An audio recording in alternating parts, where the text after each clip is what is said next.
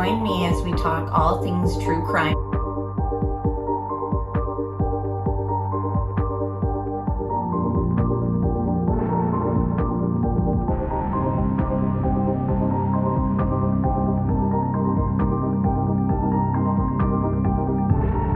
Made contact and shattered. Delivered to a missing 4-year-old. The parents have called in and advised that the mother had went for a walk, came home, now they can't find her, they've been yelling for her. Turn it over to another agency. Let's get some help. Where are your kids? They've been missing for 4 months. You have nothing to say? You're over here in Hawaii? Chad, where are Lori's kids? 4 were stabbed multiple times and were likely asleep during the attack. Some had defensive wounds. Most of them had just like one that was the lethal stab wound.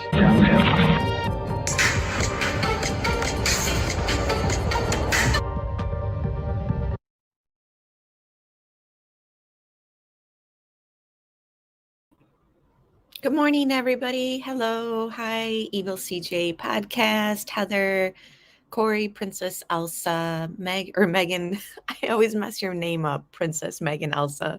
Thank you for being here. Hi, Delana, Detective Juan. I'm glad you put libcom in the parentheses. Now I know that's who you are. So good to see you again, Jesse Lynn. Good morning, everyone. All right, so I want to just go back to the first 48 hours. I've also worked in some of the newer statements from talking heads, etc. So I hope you guys like what I've edited together. I also want to worry. Oh my gosh, I need more coffee. Good morning, Candace. Thank you, Princess Megan Elsa. I also want to play a court TV segment. It's not new. It's titled, where did Brian go after the murders or something like that. So it kind of fits into the first 48-hour theme, which is what I'm sort of trying to highlight this time around. I'm just checking court TV to see if they had anything new since I had checked last. I don't think they did. Either way, the one I want to play, even though it's from, I think, like a week ago or so, it's from 13 days ago, but it's still, like I said, fits into the whole the first 48 hours. So we'll look at some articles from November 14th, which obviously was the day after of the murders, just to go back and try to make sense of everything that we know. I think the main key piece that we need for this puzzle is the 911 call. I think that a lot of our answers and a lot of our confusions might be ironed out a little bit more in the 911 call, or it's either going to be that or it's going to be the opposite, like they're holding on to it because it's just the circumstances or something is just going to blow our minds. I don't know, guys, but yeah, it is cold, Joe. It snowed last night. In fact, I'm super tired because the snow plow for our townhouse was like going around, and like every time they drop like the plow just made this huge noise, and I've just been up since like 3 something, guys, so bear with me. Yeah, and this sweater is super warm. But what am I getting at? All right, so the first 48 hours, I just want to go through and like I said, just go back. Last live stream, we talked about how Xana's father said something in one of his first, and I think maybe his only interview with this. So this was back in November, about how Xana is it blurry, trippy dead? Is that better? Trippy Dead says I'm blurry. I know it's not like super high def, but I don't know. But so Xana's father said that she was just hanging out with her boyfriend. Xana was just hanging out with her boyfriend. And the reason why I just wanted to bring that up again is because so people are saying it's blurry. Hang on, let me go back. I just left and came back. Did that help? Hold on, guys. She herself was a web.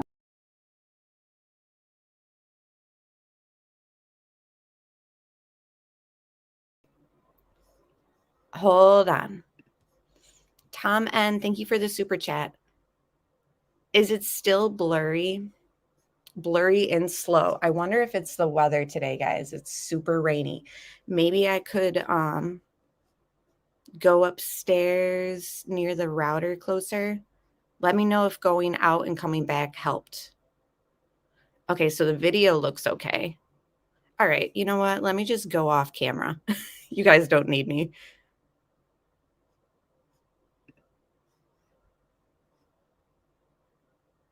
Can you guys see me now?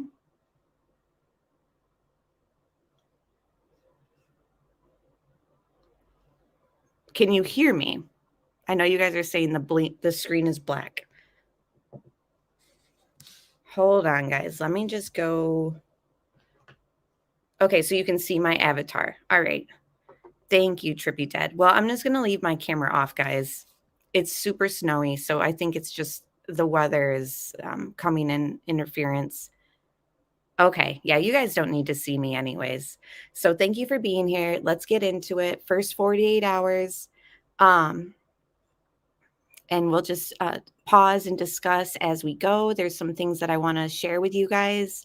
Like I said, we all want to know, you know, the very fine details. I know it might be like digging into some rabbit holes, but the way that Xana's father describes that they were up hanging out and that she was just hanging out with her boyfriend, to me, it almost makes it seem like, okay, so maybe Ethan did order some for some DoorDash food and he was actually up with Xana.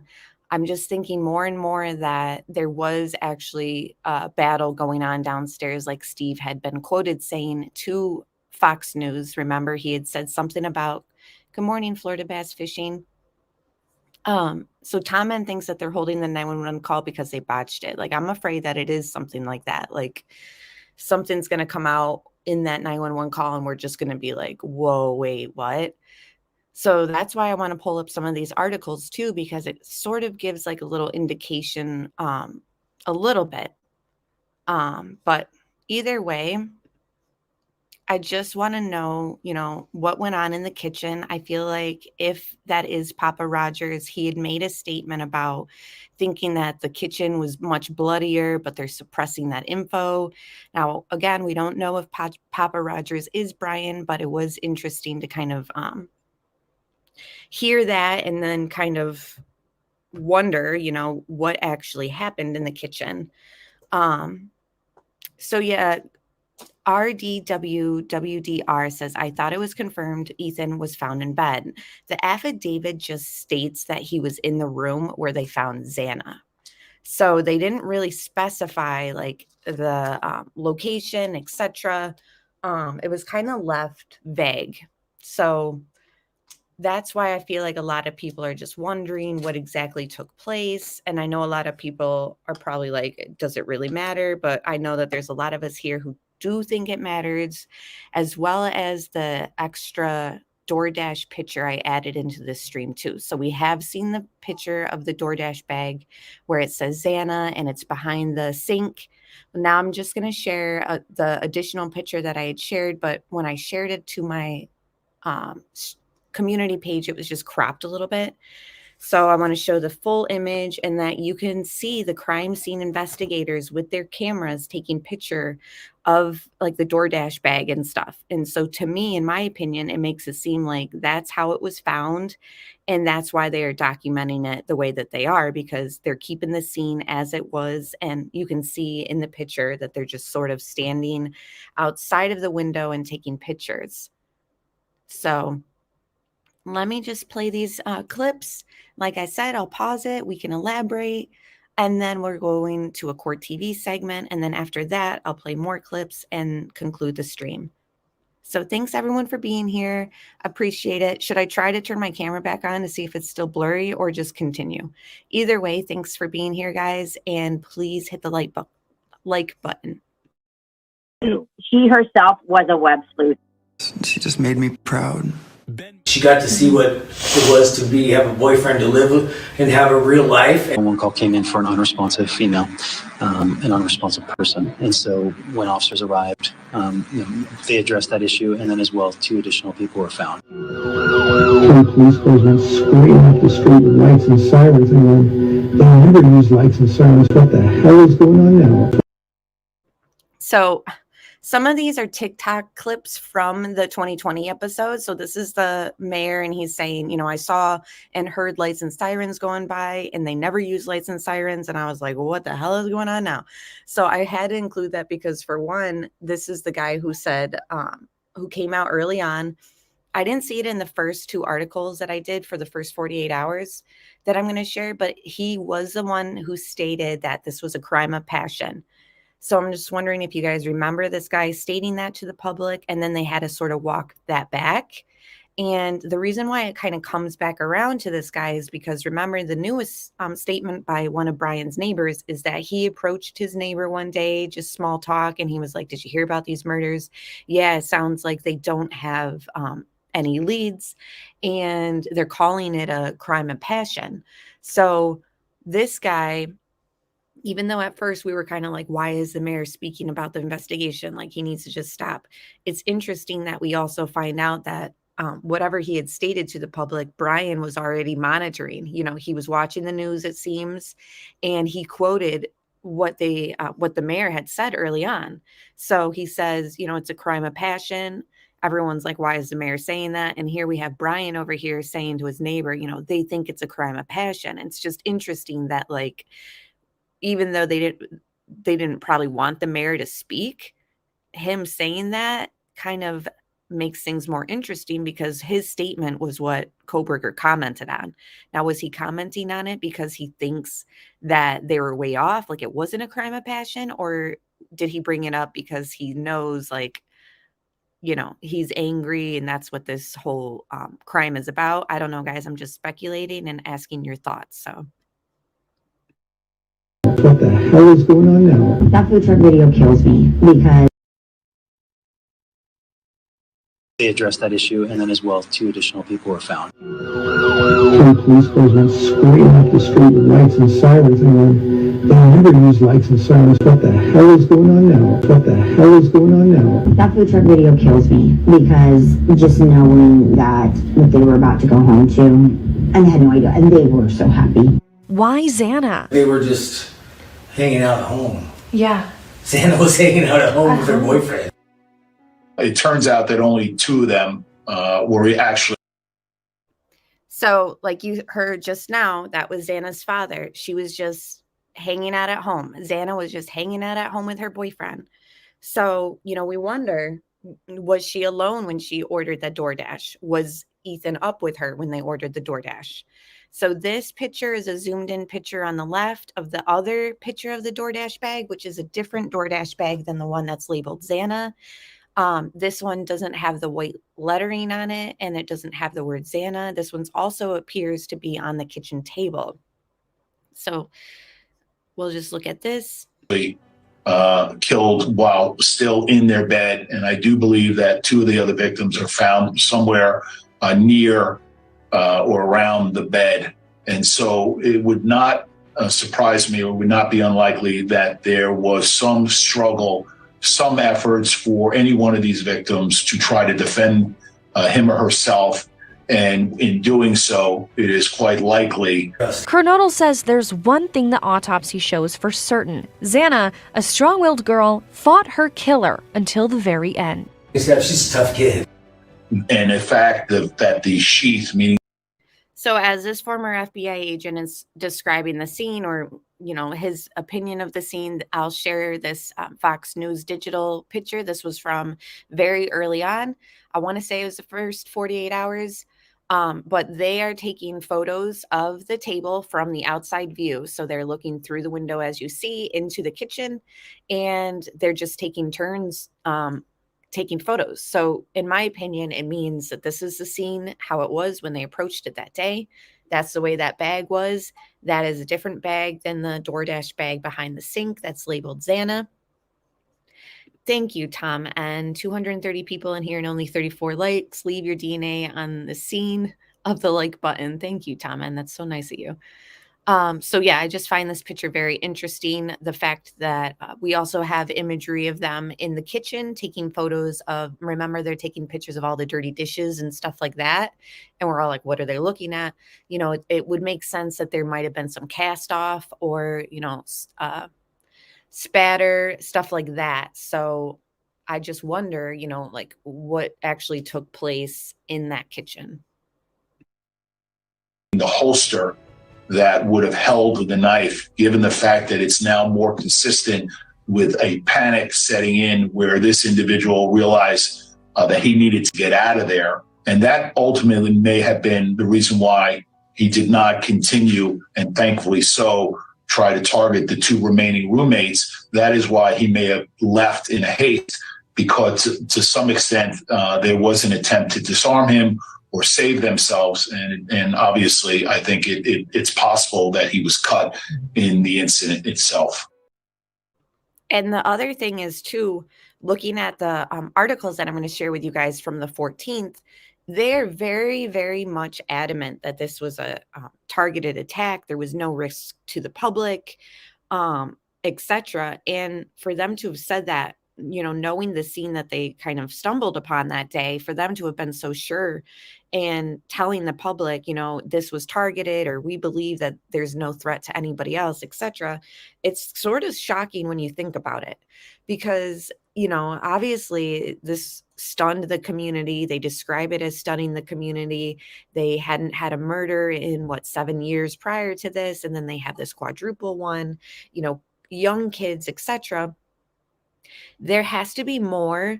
Am I blurry in this little picture, guys? But there has to be more to the scene than they're discussing with the public for them to be so 100% certain that, this person was not going to come back, that there wasn't going to be a threat. So it makes me wonder, something that, CDT and stuff has been wondering about too. Like, is there some sort of, not staging at the scene, but maybe like how at the Manson murders, there was stuff written in blood. Like, again, I'm not putting this out there as fact.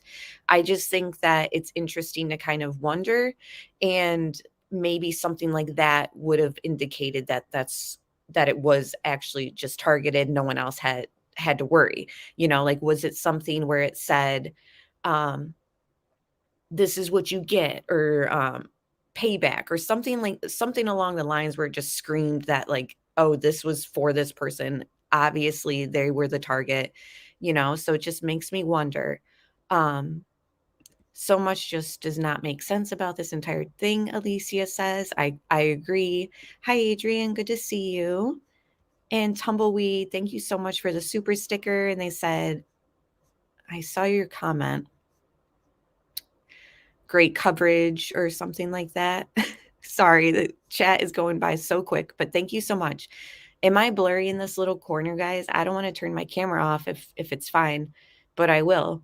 Tom N says, something tells me he came there for one person, and with a step-by-step plan that went spiraling out of control. I also believe this is not the first time. So that's the thing, is I'm wondering the same.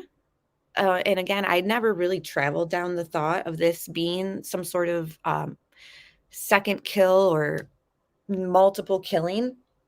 And that, for a while I was just like, this has got to be his first. He made a lot of mistakes. But the more I'm seeing opinions and professional opinions about how this, he might have done this before, etc. Okay, thanks, guys. I'm glad it's more clear. Maybe it stopped snowing. Thanks for being here with me, guys. But so I don't know, guys. I'm wondering what exactly screamed to them at the scene that this was targeted, that there was no threat to the public. And I know that people have said the same thing that I've sort of been thinking in chat, that they just didn't want to panic. Oh, thank you, Tumbleweed. I found your comment. Yeah, and I wonder if it's some of that too. Oh, thank you, Nikki Rex. Thank you for letting me know, Delana. We don't get, as you know, StreamYard doesn't show us everything. So if you got a gifted membership, thank you so much. And thank you, Nikki Rex. And I hope everyone who got a membership considers on staying around and staying as part of the team. So it's like, were they just trying to keep the public calm and keep appearances looking good for the university by saying there was no threat? If that's the case, that was very risky to do because this could have continued. You know what I mean? But the thing is, this didn't continue. You know, Brian has been in custody for weeks now, and nothing else has happened. Nothing happened even after these murders on the 13th of November. So things were pretty quiet. So them saying that this was a targeted attack, you know, stay vigilant, but we believe that this was, you know, isolated or something like that. It's crazy. There's more to it, I feel, for sure.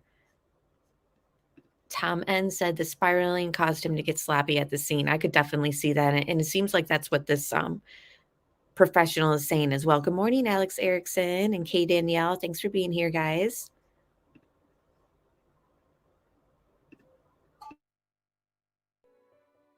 Investigators have learned that a physical struggle took place before the murders happened.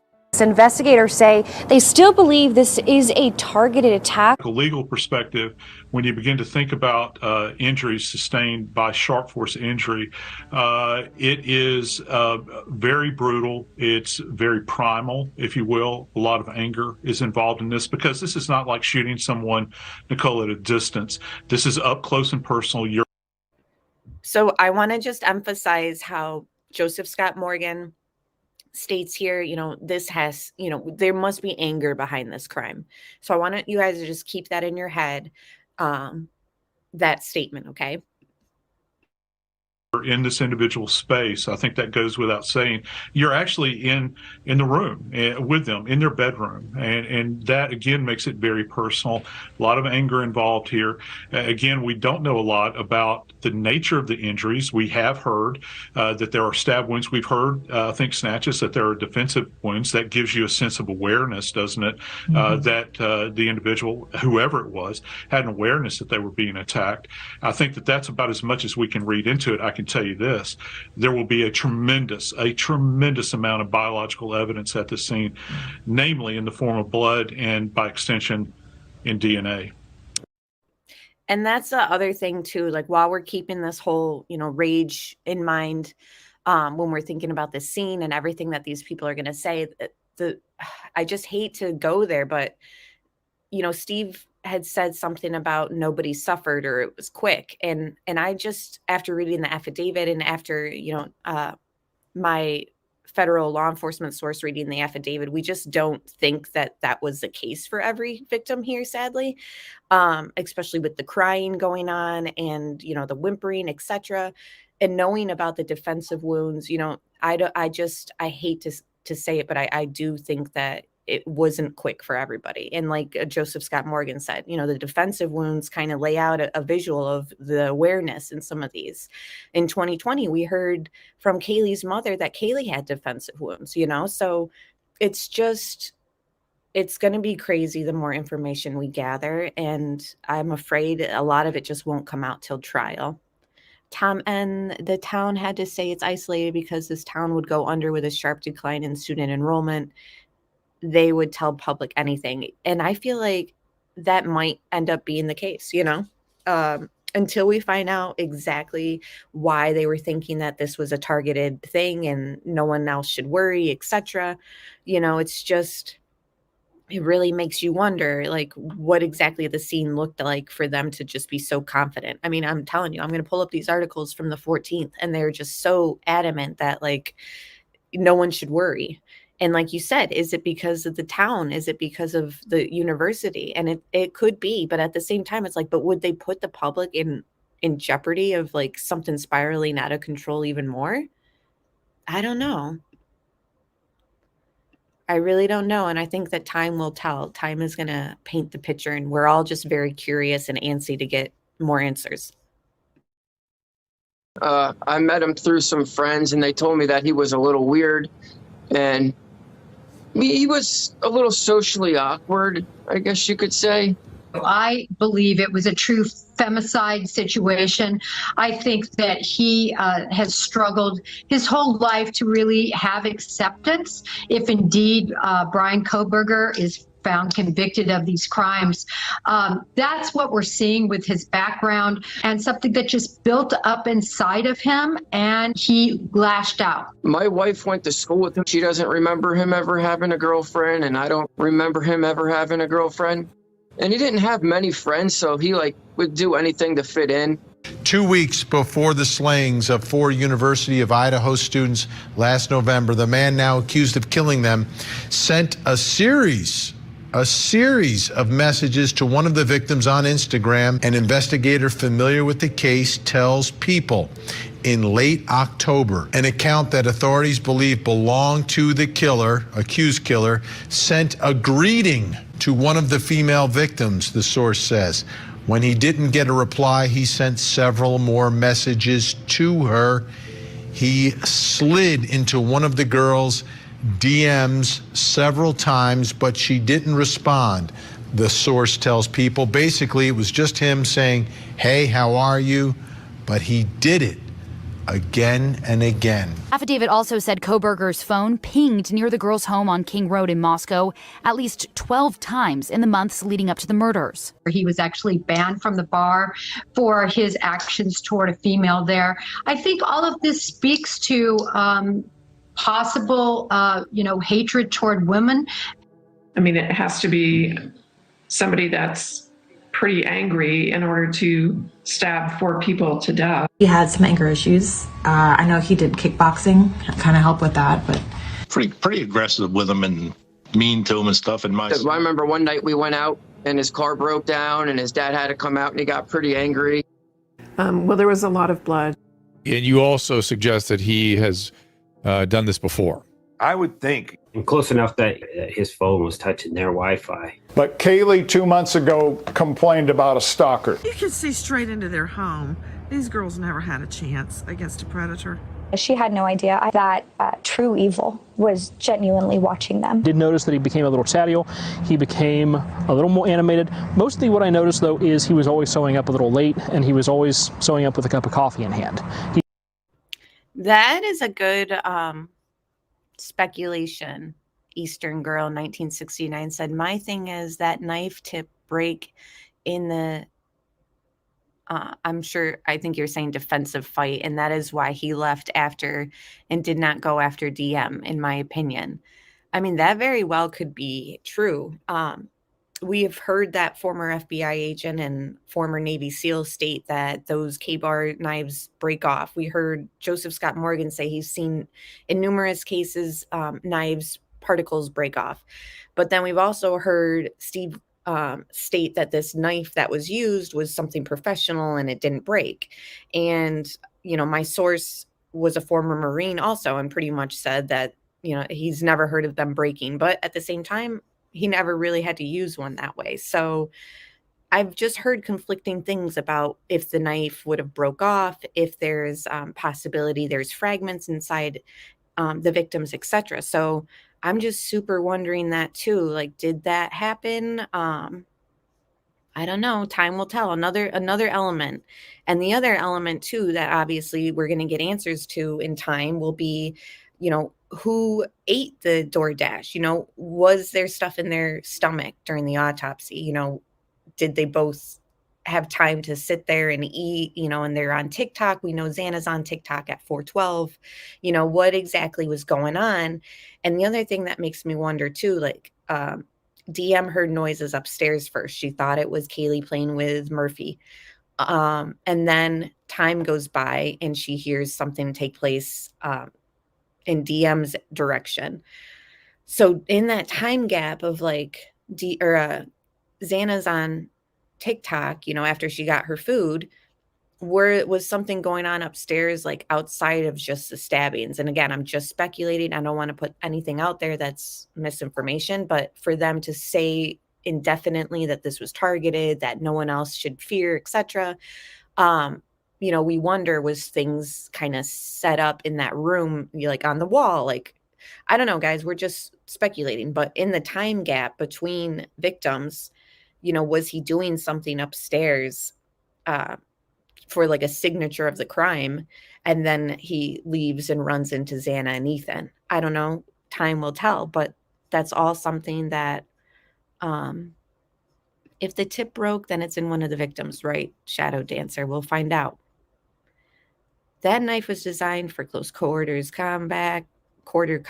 The blade was designed to cut human flesh. It was built to be sturdy in a fight for life. And I tend to agree with the fact that it might not have broke, only because it is like military, like issued. You would think that it would be durable enough, but again, I never had to use one like this. So that's just another thing that some experts are saying, like, oh, it definitely could have broke. And then other ones are saying, no, I don't think it would have. So we'll see. Oh, is Nikki leaving? Oh, thank you for being here again. Yes, thank you so much for gifting the memberships. And I'll see you soon. Thank you so much. And thank you to all my moderators and members and everyone being here. I really appreciate you guys. He seems like he was more exhausted going into the tail end of the tunnel. First thing I noticed is how wide-eyed he was. He doesn't want to engage with the officer. It's obviously very clear. And he keeps going up in sort of this tilt, and he starts correcting his father when his father starts talking about, well, I think there was a shooting, someone was shot. He's correcting his father. He just wants to get out of there. There was almost, you can see that his affect was, I'm not comfortable. I don't want to continue this exchange. I just want to continue driving. Jonathan and I talked about this just a little while ago. We think that they may have been attempting to see if he was going to bolt, to see if he was going to, put the accelerator. And this part is so interesting. And this was just a little clip that I had taken from the Dr. Phil episode. And I don't know. I really love Joseph Scott Morgan. I love everything he brings and his insight. And I don't think any of us threw this option out there as an option with those traffic stops. He's pretty much saying, like, yeah, they stopped him and put him under that sort of pressure to see, like, is he going to put the pedal to the metal? Is he that type? And again, he could be wrong. Joseph Scott Morgan could be wrong. But I find it so interesting that, like, he even brought this angle up because, a lot of people are saying that these traffic stops weren't orchestrated. And then other people are saying they were orchestrated. And then some are saying, well, one of them was. So, we just don't know. FBI is not going to give out their secrets and say, like, yes, this is what we do when we investigate people, so it was just, I think that's why that Fox article got retracted after it was put out there that it was orchestrated. They were kind of like, wait, no, we can't put our tactics out there. So then it got like retracted. But either way, these professionals on Dr. Phil were saying that they felt like it could have been orchestrated for sure. And that they think that it could have been in an attempt to just, test him out, see if he's going to flee or whatnot. Good morning, Allison. It's good to see you and everyone else who has joined. Thanks for being here. And I also love the little caption that Dr. Phil's team put underneath Joseph's name. Says DNA is massively important in this case, as opposed to other cases. Like, I just thought, like, Dr. Phil's team could have done a little better with that caption. Like, just put his credentials there. To the floor and just take off. And, twice. I want to check all of those little ridges on the foot pedal that he uses. I want to check where he might open up a glove compartment, the underside of that. I want to check every nook and cranny of every piece of that vehicle, because I believe there is no way that with all the blood involved in this case, he would have been able to clean that vehicle thoroughly. I think this is going to be a bit of a treasure trove for law enforcement, because I don't think, no matter how good of a cleaner he might think he is, assuming he committed this crime, a narcissist often believes they've done a perfect job at everything, including cleaning, but they're going to leave those little specks in nooks and crannies that they don't think about.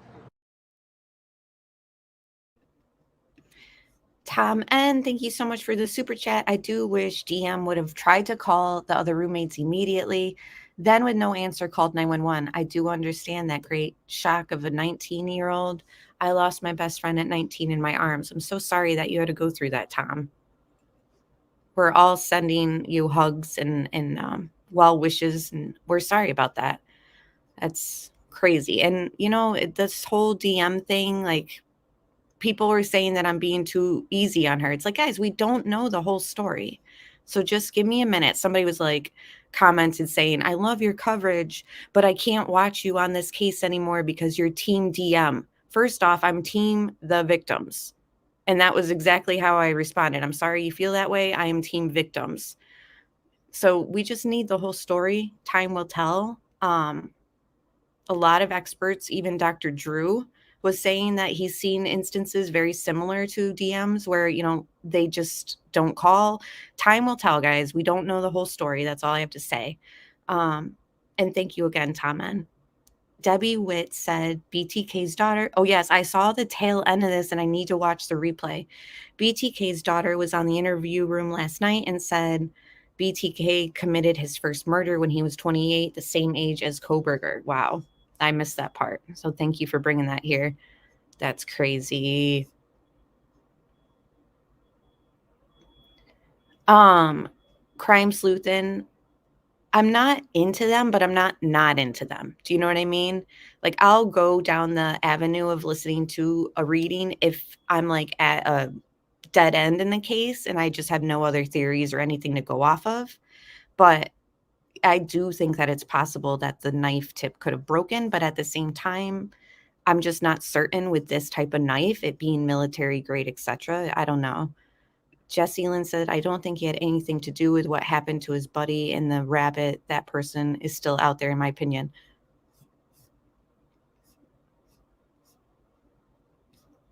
Yeah, Alex, Team DM. Wow, shaking my head. Imagine the nightmares that young lady is having, shaking my head. And that's the thing, until anyone can put themselves in someone else's shoes, you know, those who live in glass houses shouldn't throw stones, right? Oh, I'm sorry, Tom. He was 27 the day of the murders. Oh, yeah, he was. When is his birthday? It was like days later, wasn't it? No one really knows how they would react in the same situation as DM, in my opinion. Right. And guys, we just don't know, like, exactly. There's stuff that they're not telling us. I don't know, guys. It drives me crazy too. And that's it. I got frustrated when that person said that. It's like, I understand everyone's like confusion with it. I'm confused too. But at the same time, there's other things to discuss. You know what I mean? Okay, so his birthday is the 21st, Penny Robinson said. Thank you. And good morning, Punksy, and everyone else who has joined us.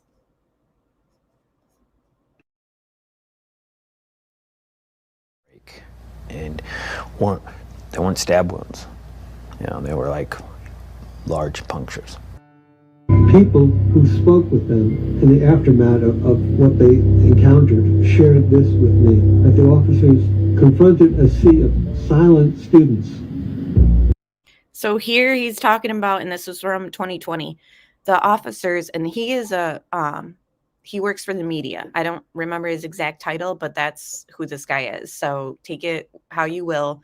But he's saying his source told him when the officers arrived there, they were greeted by a sea of students.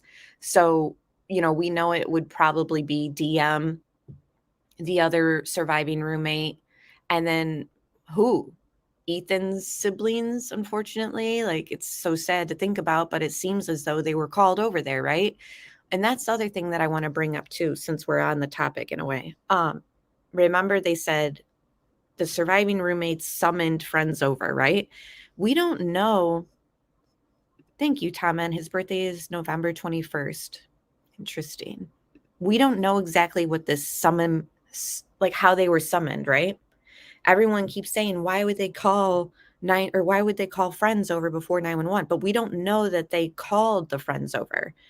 Do you guys see what I'm saying? Like, do you think that she called them, or do you think, because they've just been so particular about using the word summoned friends over? Are they trying to downplay that she called people over and then trying to make it seem like she went to get people, or did she really go get people? Because I'm under the impression, like, if you woke up to that scene, you'd want to get out of the house or not be there alone, right? And like, we all think in our minds we'd be calling 911, right? But for some reason, she summoned people over. So was it called, or did she go there? There were several kids across the street at a sorority.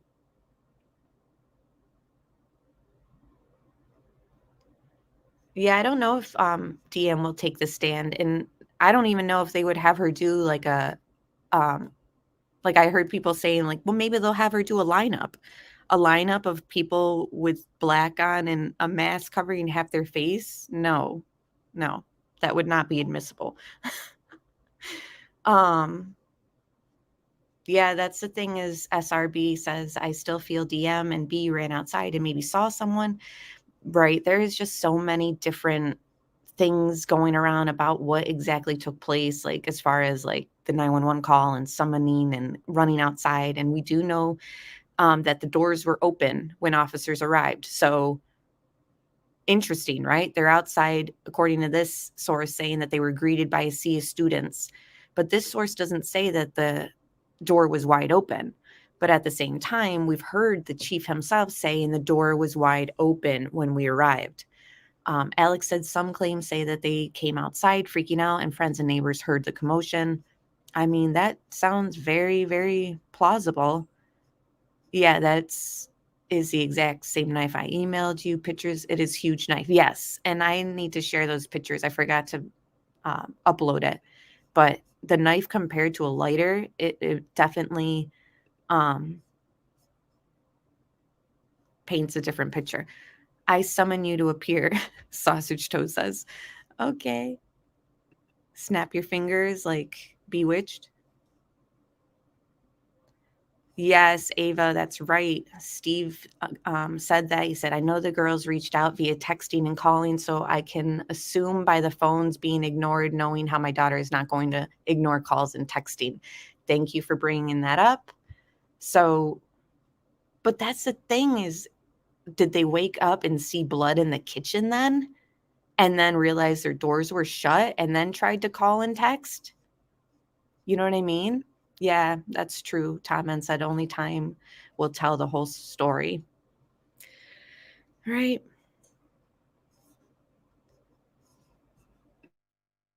The officers hear one word,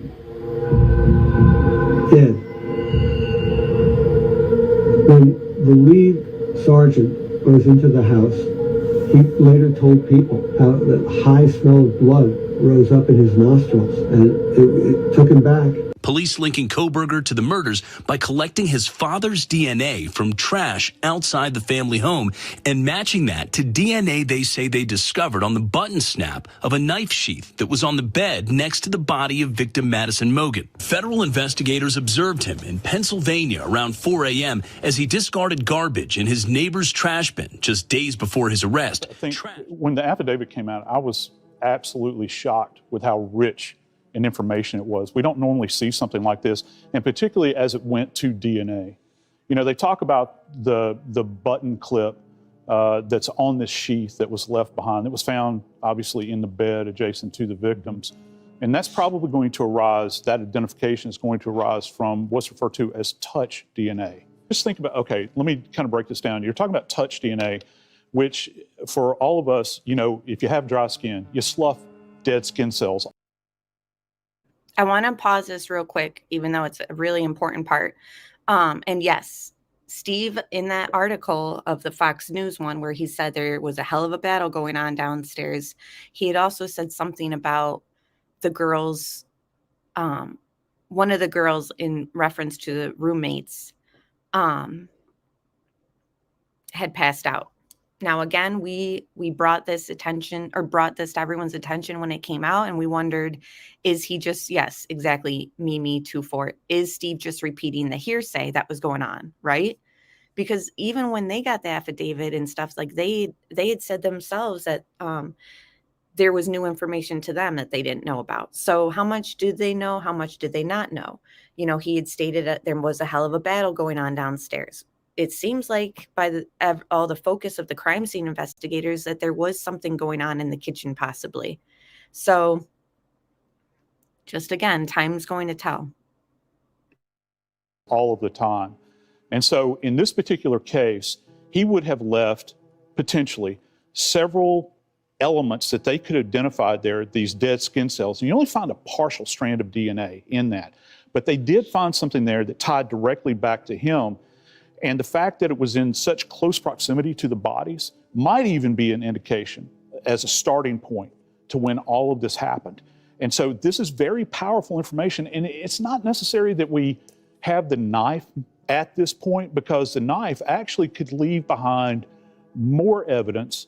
One of the things that we do at autopsy, at examination, is we do full body x-rays.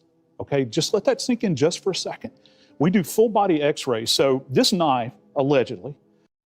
And he's going to go into his opinion on the knife and could it have broken, etc. So I'll play it in just a minute, but I do want to pause it real quick and just kind of elaborate further on this whole x-ray thing at the time of autopsy. Now that, you know, they'll determine exactly if there are metal fragments, you know, sometimes if the blade hits a bone, you know, it can break. So we just don't exactly know, like, as far as people who had defensive wounds, was the knife,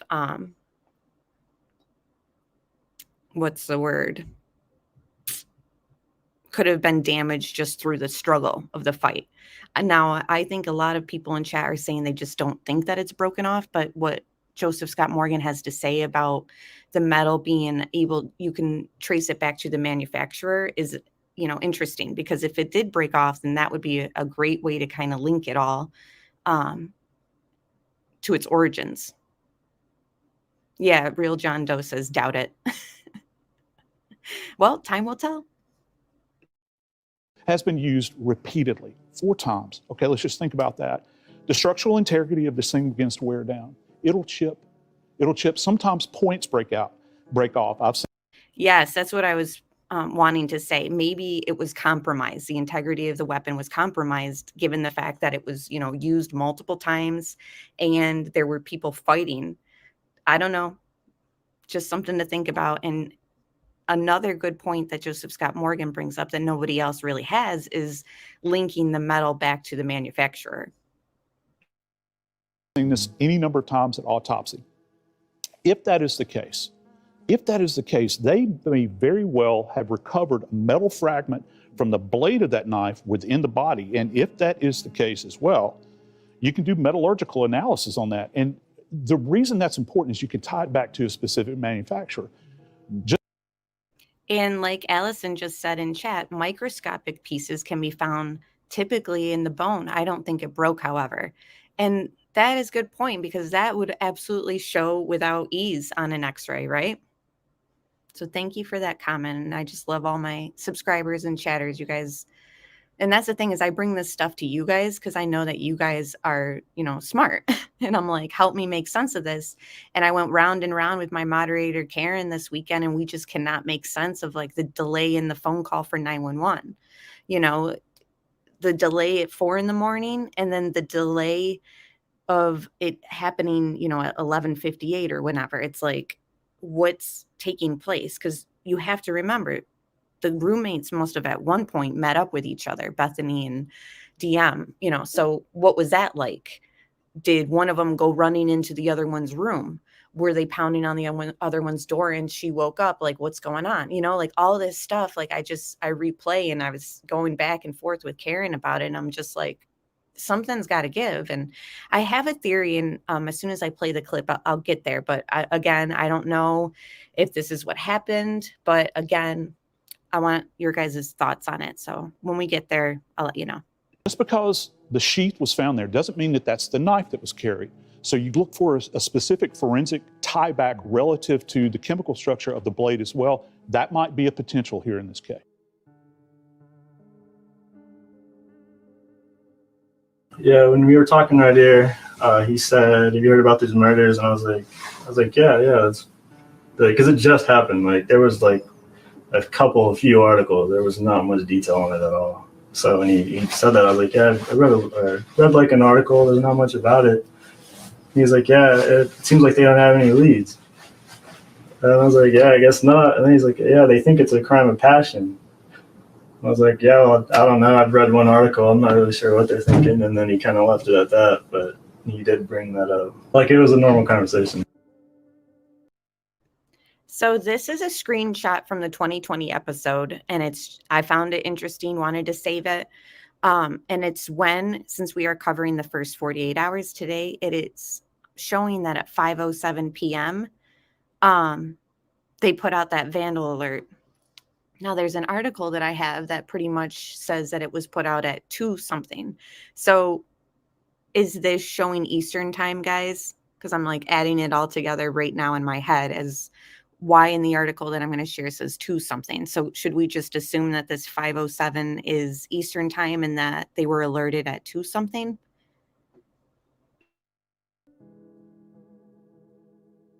We believe it was a targeted attack. I mean, to be honest, you're going to have to trust us on that.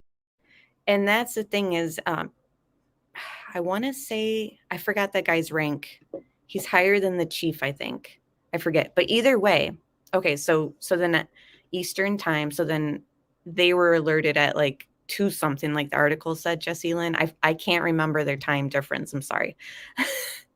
But I go back to him saying, we're not going to tell you why we believe it's targeted, but you're just going to have to trust us on that. And, you know, that's a big thing for the public to trust them on. You know, this brutal homicide. Am I still frozen? Can you hear me? All right. This snow is messing up the Wi-Fi, guys. Sorry about that. I'm just going to leave my camera off. But, okay, yeah, 3-hour difference. All righty. So that makes sense why the article is stating otherwise. Alicia says, I guess the only one who doesn't find it weird. I guess I'm the only one who doesn't find it weird that she didn't call 911. To me, it makes sense. She had no idea people were being murdered. Why would she call 911? I think she just thought her roommate had an accident or a visitor she saw before. I don't think it dawned on her at all. Okay. Okay. Thank you, Baba Black Sheep. You know, I definitely I play both everything around in my head. I try to see all sides of things. Okay, thank you, Alex. I appreciate your guys' feedback. You're right. I mean, she didn't think that that's what was taking place. Like, but a lot of people have a hard time with how did she not know, you know, and it's a crazy element in this case, right, guys? Like, it's got a lot of true crimers divided almost. And I don't want to become divided over this thing that we just don't have 100% answers on, right, guys? So just stay with me and try to help me understand it too. And the thing is, him wearing a mask, we don't know what type of mask it was. I know people have put out there that it's a ski mask. We don't know that. We just know that she saw his eyebrows. Right? Like, I don't remember them stating anything about it being a mask over the head, etc. So was she under the impression that this was just somebody with COVID? Like, I still have people here in New York that are wearing masks, like at times in public. Like, maybe they just feel more comfortable, or maybe they're getting over sickness. Like, I don't know, guys. Is that something where she was just thinking in her head that the mask aspect had become normalized for her on some level? I'm just thinking out loud. I don't know. Okay, I'm glad I'm not the only one that's just trying to go through every little piece, Corey. We need this to make sense. If it was just a person she did not recognize, why freeze in fear? And the thing that I go back to over and over, and you guys help me out too, is the fact that they keep emphasizing that there was no, like, it didn't look like somebody broke in, like there was no forced entry. That was another thing, like going back through these articles that I'm reading, it seems like nothing like that stood out, you know, nothing was stolen, obviously. So then a lot of times, and you guys know this too, like when there's cases where there's no forced entry, you end up finding out down the line that it was somebody that they trusted. So is this going to be a case where we find out that this was somebody that they were acquainted with on some level where they wouldn't have like pushed the door on them or not opened the door? I don't know. We don't know the connection. But it's just something that I wonder, just looking at other crime cases, you know, when you hear that they found out that there was nobody that,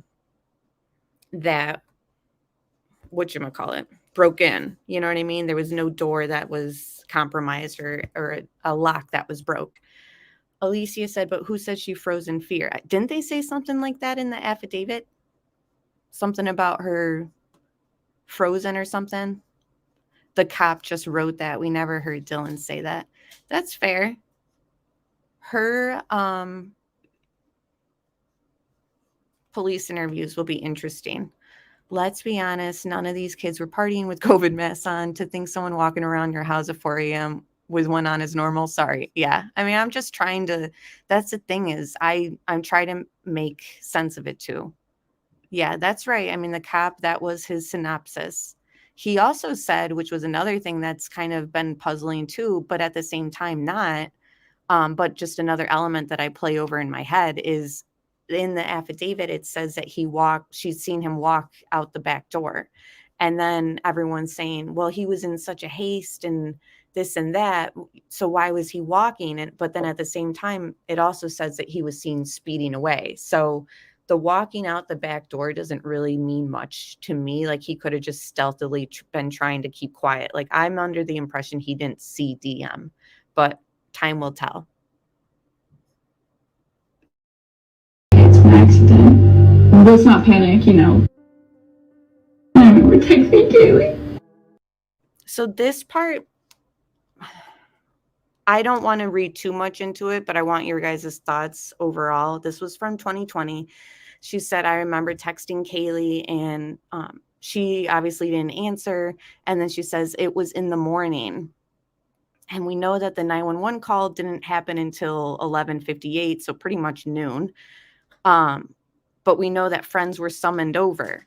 So I need to know from the time gap and just for my own like need to know type basis between the time that, like, how is this girl calling in the morning? Like, when was something alerted? Because we see that the vandal alert didn't go through till 2 p.m. that had stated, you know, shelter in place, homicide, etc. So her saying this on the 2020, I was just like, what? And the other weird thing is my subtitles, because I watch when my little one's sleeping, so I have the subtitles on, and it said it was 10 in the morning. Like when she says it was in the morning, my subtitles picked up that she was saying it was in the morning, or 10 in the morning, specifically 10. So I was like texting CDT. I'm like, why did she say 10 in the morning? And I said that to Karen too, and she'd noticed. But then I replay it over and over, and all I hear was in the morning.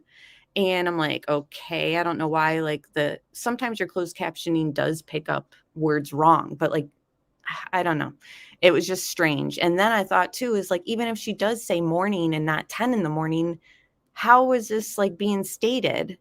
Okay, SRB caught that too and was confused. Morning. That's the thing, is like, I don't know. And obviously gossip spread like wildfire, you know, once one kid was once one young adult was called over there and seen the scene, and they texted whoever. And we heard on Chronicles of Olivia that they found out through a niece who was also a student. And then we hear from Ethan's parents that they found out through another one of their children who also goes to the school. So it was just kind of like this whole picture being painted, right, guys? But at the same time, like the time gap, not even really to do with the fact that, I mean, yeah, DM waited till, this is where I'm kind of going at, and you guys let me know about this theory. But at the same time, reading these articles, I just don't know if that's the case, but I got another theory. So just going through like this timeline of the 911 call, I'm thinking, did they call like campus police or campus security first? And then like they went there and went to the scene and said, call 911. And that's why the 911 call came in. And then the people who were on the phone that weren't the roommates were actually the campus police or campus security, whatever they're called, because they do have their own entity. I looked it up. Because some campuses run off of just the local police to do their surveillance, etc. But this campus has their own. So I was just wondering, you know, with this being a sorority girls and frat Greek life, were they under the impression to call like the security, like the number that they have for that, and said ABC, And then they respond, and then they call 911 with the surviving roommate's phone. And then police go racing there. I don't know. And maybe that could make up for some of the time before 11:58 the 911 call is called. Ava says, no, I don't believe so. It was a 911 call logged by MPD originally. But does that go on like a different dispatch than the security?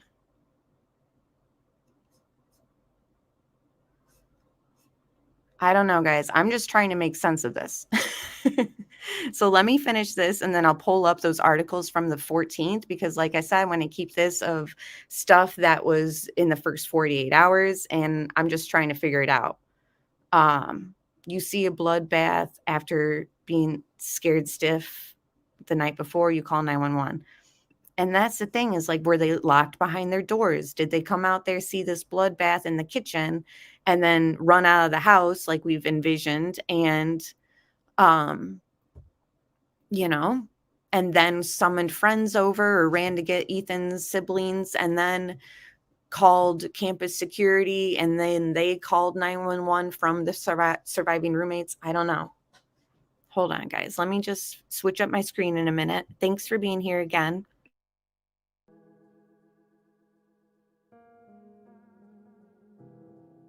To see if he was okay. But she probably didn't ever respond. So it was in the morning. And even that picked up, it was 10 in the morning. So that was a TikTok that had stated it. But again, it could just be the subtitles are off. So I know that they weren't on campus, Julie, but it's just, I wonder if like they felt comfortable calling the campus security.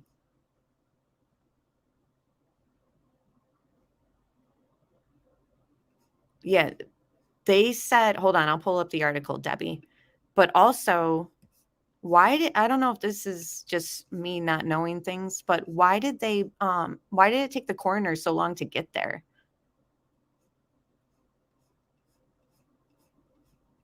Because she says she doesn't get there till like 5:30. Is that normal? And somebody said that someone had a good comment, but I can't find the comment. Sorry, guys, chat's going by quick. Aubrey D, good point. Whatever you said, everyone likes your comment. Campus police, I know, they stick to being on campus, but I can't foresee them not visiting a house where sorority and frat people are if they were called. But again, I'm just throwing stuff out there.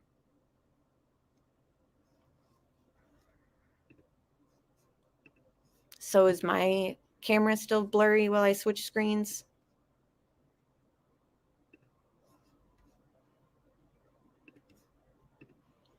All right, so this.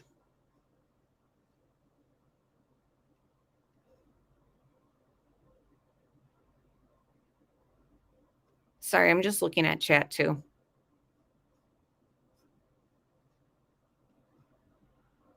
Thank you, Shay Benang. Good morning.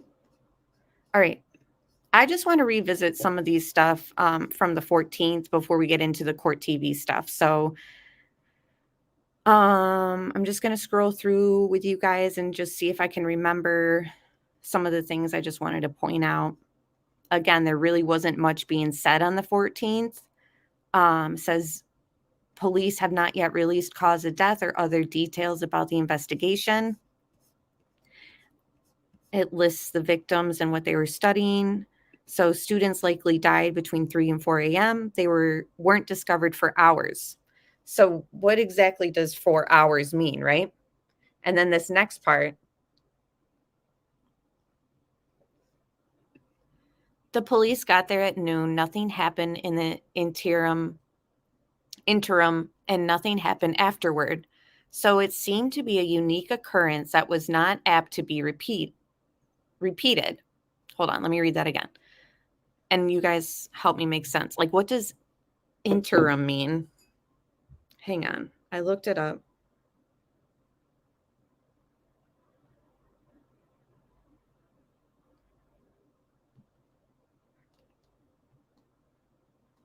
But here is just saying, so, matter of fact, on the 14th, that there was no threat, to anyone else. It was not an active risk. Why exactly were they so confident with that, just based on it?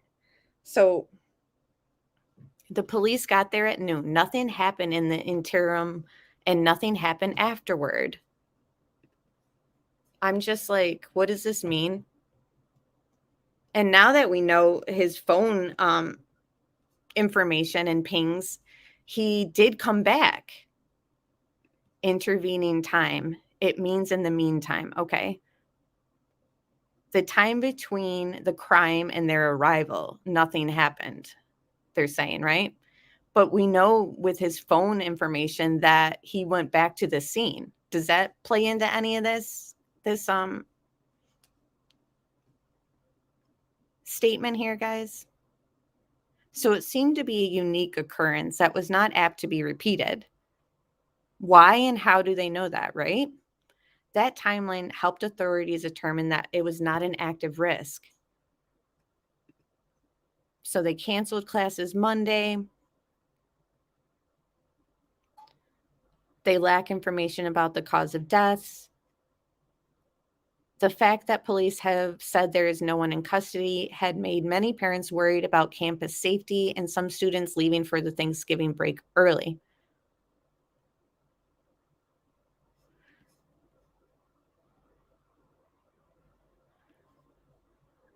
So Brian Nickerson, the fire chief of Moscow Volunteer Fire and EMS Department, said police were the first to arrive at the home.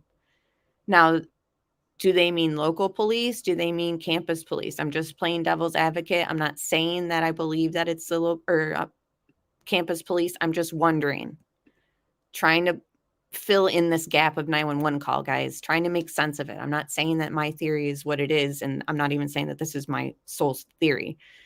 The first responders from the fire and EMS department didn't go inside or transport anyone from the scene. The city of Moscow is a close-knit college. Okay, so they're going to talk about the community. Then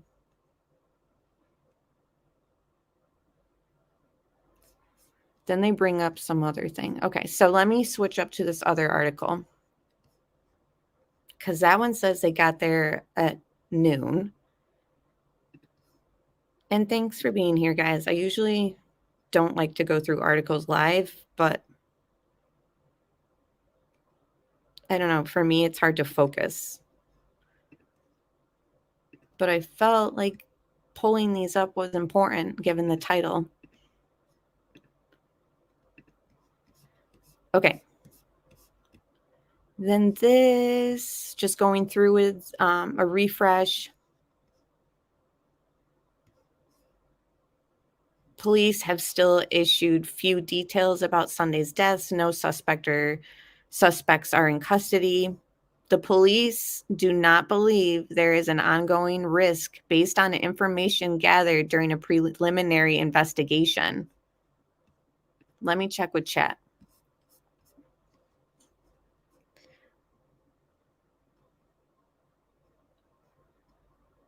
Okay, thank you, Vanessa89. Coroner can't go in until the officers have given the okay. It risks disturbing critical evidence. That makes sense. Hello, Roxanne. Good to see you. Oh, so basically what they're doing is covering their asses. Oh.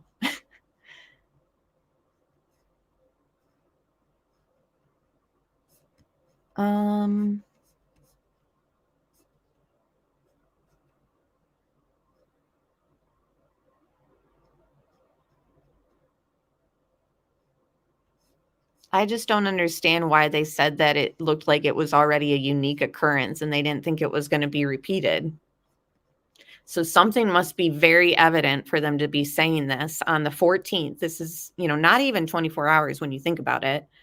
Well, I guess, yeah, it is a little over 24 hours. And they're already saying through a preliminary investigation, they just don't think that there's a risk to the ongoing public. And since, he's been in custody, it appears like nothing happened. So they were correct on that standpoint. This one says something about them getting there. Let me just skim through, guys. I'm having trouble wrapping my mind around it. Yeah, same. At this time, only limited information could be shared. At about 2 p.m., the university tweeted that Moscow police were investigating a homicide, urging students to stay away from the area and shelter in place. The university tweeted out a second alert 39 minutes later. Investigation continues. Suspect unknown. Moscow Police Department does not believe there is an active threat. Shelter in place lifted. Remain vigilant. So first they said shelter in place. 39 minutes later, no risk to the public. No active threat. And it seems like there was no active threat then, like to everyone else. So what is making this so evident? I'm just keep pondering round and round. Sorry, guys. Hold on. I want to see where it says something about them getting there before noon. And this is why I hate doing it live, because I find something and then... Okay, let me just look for it while I play the court TV stuff so I don't linger too much on here. And thanks for being here, guys. Hit the like button and subscribe if you're new. Thanks so much. Here we go. So again, I just want this to be about the first 48 hours. Now we're going to tap into the information that we know about Kohberger's movements that day in the first 48 hours. So that's what we'll be replaying this for those who joined us later. We retraced the bizarre route taken by the man police say murdered 4 University of Idaho students. Massage therapists, are you tired of working at a toxic day spa for low wages? We'll show you where he went right after the murders, then follow the path he took the following morning after he returned to the scene of the crime. Court TV is on the ground in Idaho following the evidence. I'm Vinny Politan. Thank you so much for joining us tonight here on Closing Arguments. It is just a criminal cliche. The criminal always returns to the scene of the crime. I don't know if it's true, but wow. In this case, the case of the man accused of murdering the 4 University of Idaho students, Ethan, Xana, Maddie, and Kaylee, this to me is a fact that speaks volumes and can be very powerful and very persuasive for a prosecutor in a courtroom, like I was. It tells a story. Like, there's 2 questions, right, that a lot of people want to know. One is, like, why? Why would he allegedly do that? Why would he kill these 4 students? Why would he target them? Why? To me, the answer to that is very simple. And it's the same answer as to why the accused killer would return to the scene of the crime. He's a psychopath. He's a psychopathic killer. There's no connection to the lives of these people. There's no rational motive that you could speak about, or classic motive like money, jealousy, or anything like that. Ladies and gentlemen, this is what I would say to the jury if I were the prosecutor. This is a case, I mean, we could try to get inside his mind, but it's a dangerous place. It's a place where evil lives. The evil that could do what was done here, the same type of psychopathic evil that would want to return to the scene of the crime to see the reaction, to see what people are saying and what's happening there. That's who returns to the scene of the crime, ladies and gentlemen. That's what I would argue as part of the story. Now, another part of the story, of course, in addition to the why, is who. Who. And the who really begins and ends with the DNA that is found on the sheath that is left on the sheets of the bed. This DNA, which, according to the affidavit, matches the DNA of the biological son of the defendant's father. So I'm sure they're doing more testing, and we'll have more testing at trial to connect it to the defendant himself. But that's another part of the story, is who was there. And the evidence is in the DNA, in the knife sheath that is found on the sheets. Now, why would it be there, though? Why would, and this is the other question people wonder, why would he leave it there? That's sloppy. Well, there's 2 ways to explain it to a jury. And you don't have to tell them that you know for sure which way it is, because it's not an element of the crime. But again, it's a dangerous place to get into the mind of someone who is an evil, psychopathic killer. Maybe, just maybe, he left it there on purpose to give a clue so he could sit back and watch how this investigation goes to see if they can actually catch him, knowing that his DNA is not in the system. That's one argument. The other could be just, in what happened that night, the adrenaline and everything that goes along with committing mass murder, you forget things. But you'd have to walk out of there with a knife without a sheath on it. And would you realize that? Was it done on purpose by a psychopathic killer? I think I could argue that to a jury. But then the jury's going to wonder, where's the knife, though? Where's the murder weapon? And that gets a little more complicated. And I think what I would argue is he's not stupid. He's psychopathic, but he's not stupid. He's not going to get caught with the weapon. He's going to try to get rid of that weapon, ladies and gentlemen. He's not going to give investigators a slam dunk. This is a guy who wanted to watch to see if they could figure out who did it based upon little pieces of evidence left behind. Kind of like those psychopathic killers you see in the movies or on Batman. I mean, that's what we're talking about here. Again, to me, you can put all this stuff together. While it doesn't make sense, you don't have the answers, it does make sense, and you do have the answers. Now, where could the knife be? Well, it might all be connected to his Hyundai Drive. After the murders, where did he go? And tonight, we're going to take a look at that crazy. Now, I want your guys' opinion in chat. And hello, everyone who has joined and was saying hello. I want to know everyone's opinion on where they think that the knife is. Now, he's going to go into this elaboration and theory that, when his phone was turned off later in the day on the 13th, Sunday, and he's going to that store and all that, sort of where I came up with this theory, too, is like, if his phone was shut off during the crime, then why would he shut his phone off again later in the day after the crime? And it's, in my opinion, to get rid of the evidence. So I think it's highly possible wherever he went that day and his phone was shut off during those hours, you'll see them kind of lay out when his phone goes dead. And we've gone through it in another live stream. But to me, I think that something critical happened during that time. I've also heard rumors, and let me know what you guys have heard too, that they're looking in Pennsylvania around his parents' neighborhood. Somebody had said something in these Facebook groups, and I don't know if it's true, that their stuff was like roped off, and they were speculating that they were looking for the murder weapon there. I don't know.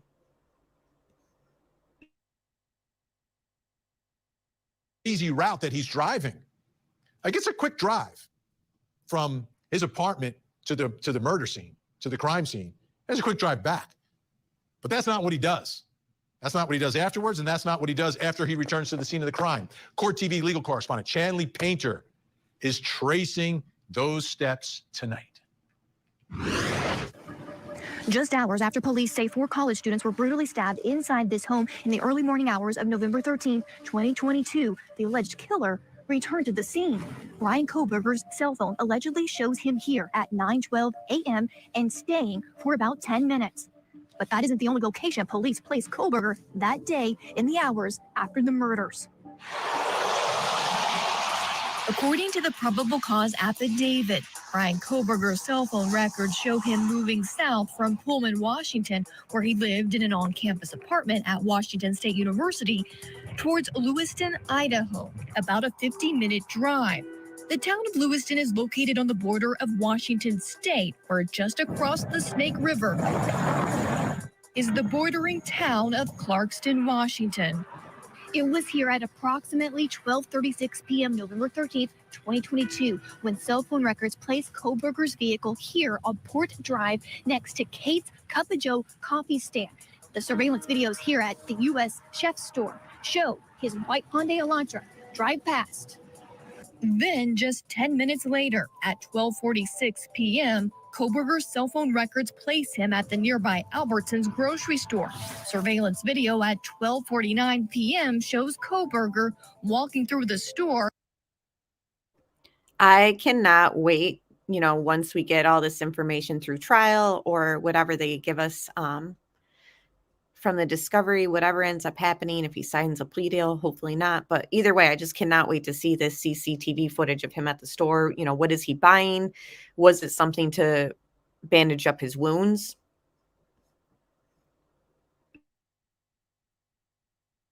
And purchasing unknown items at the checkout. He leaves at approximately 1:04 p.m. The probable cause affidavit does not indicate location data for the next few hours of the day. It isn't until around 5:30 p.m. that the affidavit indicates Kohberger's cell phone located in Johnson, Idaho. But there is no Johnson, Idaho. The affidavit may have meant this community of Johnson, Washington, right on the border of Idaho State.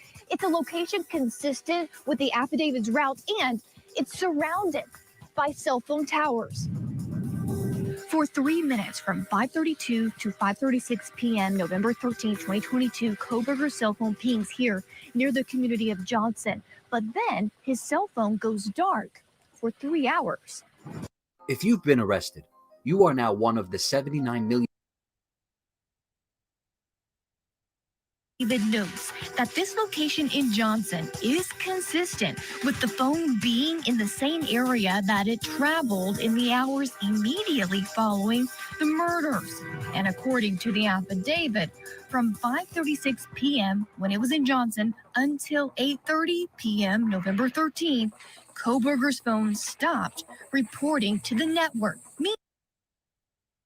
So during this time frame, I feel like something critical is taking place as far as disposal of evidence, whether it's shoes, whether it's his clothing. I don't know. Maybe it's a murder weapon. I don't know. But during this time when he's out on these country roads and think about it, it's only at this point, it's still the 13th on Sunday. So while everything's unfolding at the crime scene, he had already gone back to it. So he goes back at 9 a.m. Everything's silent still at the house, supposedly, right? Because we don't know what's taking place. It's until the 911 call goes in. So, did he leave before people were summoned there? I guess we could assume yes, but at the same time, we really don't know, like, when everyone was being summoned. So we know that his phone was there from 9:12 till 9:21, and then he goes back home. And then all day, as we know that EMS and the first responders arrive around noon, police are there at noon, and Kohberger's driving around, going to stores, his phone is off, etc. It's crazy to think about, like the scene that we've all kind of been focused on and seeing these images of the house. But now that we have this like imagery, especially this court TV segment, they did really good, in my opinion, of kind of showing us, and she takes the route. He's driving around in his white Hyundai, and he's going through these country roads, and his phone is off, then it's not off, and he's on these in these stores on video. You think he'd be hiding everything the next day too, SRB said? It's crazy. They can time the pings and location on his post-murder route to determine where he stopped, took too long between points to narrow down hiding spots. They probably did that. If his phone is not getting service, though, like are they? I would think that they wouldn't be able to kind of locate that. But at the same time, I guess whatever information they do have, they could kind of maybe fill in everything along there. But very interesting. Meaning he turned it off, put it in airplane mode, or the phone was in an area without cell coverage. While the probable cause affidavit does provide new revelations into the movements of the alleged killer in the hours after the murders, there are still many questions that remain. Why did he drive so far to the grocery store? What did he buy there? Did he get rid of that murder weapon and other incriminating evidence along the way, or during that 3-hour period his phone went dark? For now, we wait, and answers may only come during his trial. Reporting in Moscow, Idaho, Chanley Painter, Court TV. That is eye-opening. Absolutely eye-opening when you talk about what it looks like out there and the places he went. Middle of nowhere, folks. Let's bring in Court TV legal correspondent Chanley Painter, who was in the middle of nowhere today. But tonight, she's joining us from Washington State University campus, where the defendant used to work and study. Chanley, great to see you. Wow. Tell us a little bit more about the places that he visited. I mean, that is so revealing, the video actually getting to see what these roads and towns look like. There's nobody there. Exactly. So I'm really pleased that we were able to bring this to our viewers, because this is about a 15-minute drive. We're here in Pullman, Washington. I'm not far from his apartment here on Washington State University campus, and you would head directly south again for. Yeah, that's a good point. Wait, what said? And him wanting to clean Hyundai, or we know he cleaned his vehicle in Pennsylvania. Yeah, he cleaned it in Pennsylvania. But I mean, that's a good thing to raise question to. Was he also cleaning it that day somewhere else? And he's on camera or somewhere and they just don't know.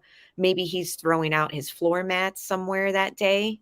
You know, like that's the other thing about his traffic stop and his car, like in general right now, like while it's in the forensic garage or wherever it is, did it have his floor mats? Because that would be like an easy way to kind of get rid of that. And then that had evidence on it from his shoes.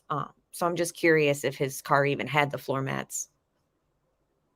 And we know that he's OCD in some aspects. Hi, Seth. It's good to see you. It's good to see you on my morning live. Good morning. I know you're busy at work probably. So I'm just curious if, since his like habits are a little bit OCD and what we know of him, what little we know, did he clean that car more than once that we know about in Pennsylvania? And yeah, the receipts that they had from his search warrant in the apartment will be interesting to see, and all his bank statements, all that is going to be very telling. And that's the thing, the prosecution will try to paint a picture, you know, and it's going to be up to the jury to decide if the picture that they're painting is solid enough. So far, I think they have a really good case already, just based off of what circumstantial evidence we have. And guys, we have convicted people even on death row, you know, Scott Peterson, on a circumstantial case. So everyone's kind of concerned about what the prosecution has. They have way more than we already know about. So, in my opinion.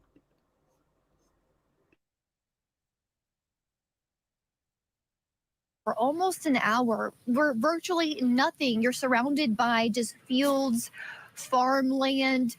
You can see, though, there's a lot of cell phone towers between here and Lewiston-Clarkston area, which makes me believe that a phone would not be without cell phone service in any of the areas. I did not experience that in any of the places, as rural as we were, trying to retrace the movements of Bryan-Kohberger based on his cell phone on November 13th, 2022, as well as, today. So here's some video. I mean, this is what it looks like. This is video of the Snake River where it intersects with Clearwater River. This is really on the border of Washington State and Idaho, where Lewiston and Clarkston are, that we showed you in the package. And, speaking to so many locals as we made this trek yesterday and today, this is a river that moves swiftly, Vinny. It's a fast-moving river. There's a lot of fishing boats out on the river. Is this a possible spot where items could have been discarded along this journey and this trip?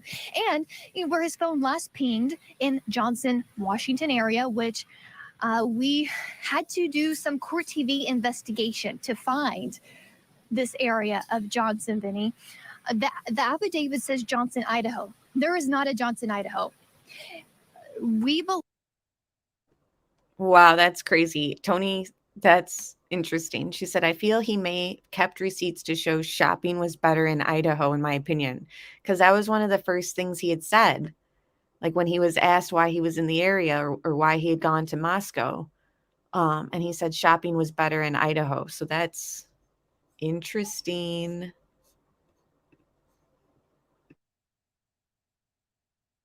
Believe, based on our investigation, based on what this affidavit says, Johnson, Washington, it's a community, it's a neighborhood, it's an old farming community, neighborhood, as they call it, where there are so many cell phone towers. So he could have actually either been in Johnson, here's a map depicting this route that we took, Or he could have been close by. He could have been on the main 195 highway and still pinged on the tower serving the Johnson, Washington area, or even anywhere around that area because there are so many towers. So it was just interesting to see the remoteness of the drive from here in Pullman, Washington, south to Lewiston and Clarkston, the next major town.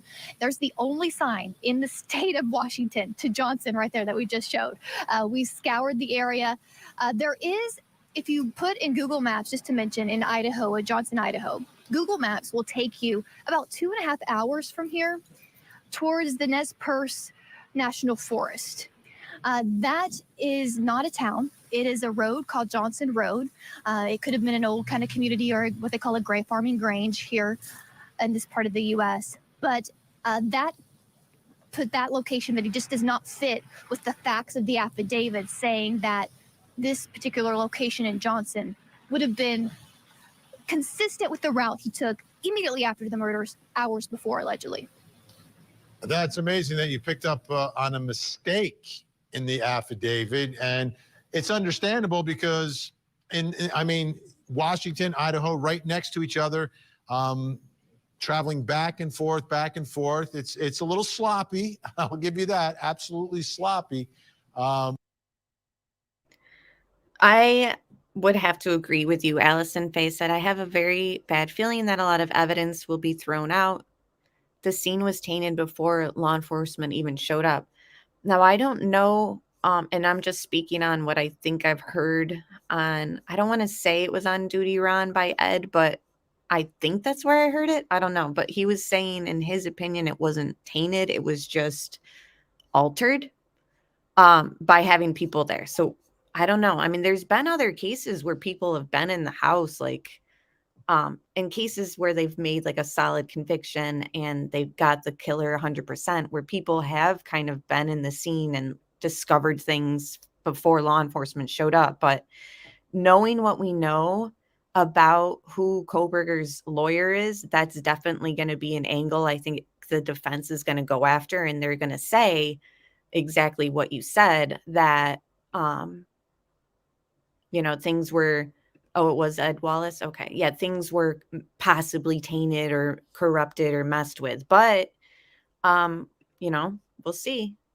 But I do think that his team will definitely try that angle.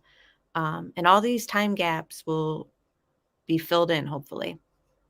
And when the chief was asked about why it took so long for a 911 call to come in, and he had said something along the lines of like, it's not ideal, but it's what we have, or something like that. So it's, why are they holding on to that 911 call? The audio, like, why won't they at least give us the dispatch? We've seen in other cases, they don't give us the actual 911 call because it's active and ongoing, etc. But we've heard the dispatch. And they've told us over and over, and I read through these articles even while this was playing, just from the first 48 hours. And thank you, Allison, for sending me those. We talked about it. This was weeks ago, but I kind of been sitting on this concept of going back. And, everything states unconscious person. And then the Idaho State Police spokesperson for the media, Aaron Snell, stated unconscious female. And then he changed his wording and it said unconscious person. So, and then he said at the scene, and then others were discovered or something like that. So it's all a big mystery, and it's just driving all of us crazy that we can't even get the dispatch call. And thank you, Tom. And this case may be mostly circumstantial. From everything we know right now, it sounds like a lot of it is. But at the same time, the touch DNA, I mean, how is he going to explain that being on the bed with the victims? I mean, obviously, they will try to explain it. But it's going to be interesting how they try to. But what you're saying makes a lot more sense than being 2.5 hours away on some road, because that makes no sense. And this is much more consistent. It seemed like there was a lot of flat land that you were driving over. Is that consistent with what you experienced today, or is it rolling hills? It doesn't seem to be any sort of dense wooded areas, though. No dense wooded areas. That was the 2.5 hours away, which we did drive that yesterday. That was hilly. But this route that he is alleged in this affidavit is rolling hills, farmland, not a lot of trees, remoteness. There are creeks, small rivers that possibly things could be disposed of, but there are a lot of also gravel roads. So when we're going to Johnson Community in Washington on the border there, you have to take a couple gravel roads, Vinny, to actually reach that community. And this is what it looks like. Well, this is from today. We took this on our drive to the community of Johnson, but this is what it looks like. Not a lot of trees. And remember, when he was making this around 5:30 at night, it would have been dark at the time that he was pinging from these multiple cell phone towers in that area. Yes, and I mean, super dark, no street lights. So Brian's making this this drive that day, Sunday. You know, what is going on through his head as he's driving through all this? You know, he's panicking, disposing evidence places, I think. Why else would he be all the way out there with his phone off? You know, very similar to what criminals do. They turn their phones off when the time of the crime is occurring. We see that at the time of the murders from Brian's phone, and then we see that on this drive during the time slots that they said his phone goes dead. Unbelievable, and it makes no sense. I'm trying to think of a reason to go down there. I mean, Albertsons is great. Love Albertsons, but I'm sure there's a place a little bit closer that you could go to. Yes, you don't need to go to that one. All right, let's talk about what's happening at the University of Idaho. Students coming back to campus, and students coming back to campus probably at Washington State also.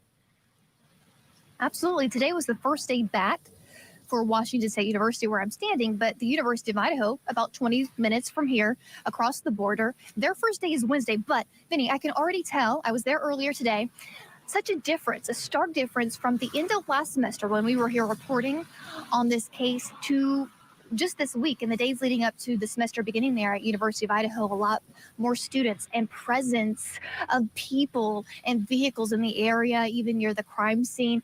And you can just tell that from all those I've talked to, there's this sense of relief. Let's take a listen to someone I caught up with today. I've been getting paid $1,000 a month.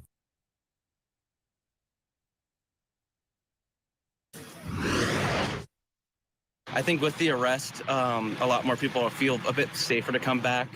But I still think there's a little bit of fear going around just because we haven't seen anything like this for about 7 years. And so it's just a bit shocking to this community. And then here on the campus of Washington State University, today was the first day back. It was so busy. In fact, there were tons of students in this immediate area until just earlier, just a little while ago. But we've heard everything from students being glad now that there's this arrest. They're thankful. They're feeling okay. From even a student telling me he was angry that the police said, oh, there's no threat. There's no threat. And then turns out the person was here, someone that went to school with them and lived so close. But actually, remember, Bryankohberger, he went to school here. He was in his first semester as a graduate student working on his PhD in criminology, criminal justice, a building that's right behind me to my right. And he also, as a part of that program, Vinny, was a teaching assistant and helped teach, get this, a criminal law class last semester. And I met one of his students today. Let's watch. He was my TA last semester, and he basically just graded our papers and was there if we needed extra help outside of class. He wasn't always there. He would come in, be there for 10 minutes, leave, not say much. So he didn't really do that much, but you could tell there was some off about him. Very quiet.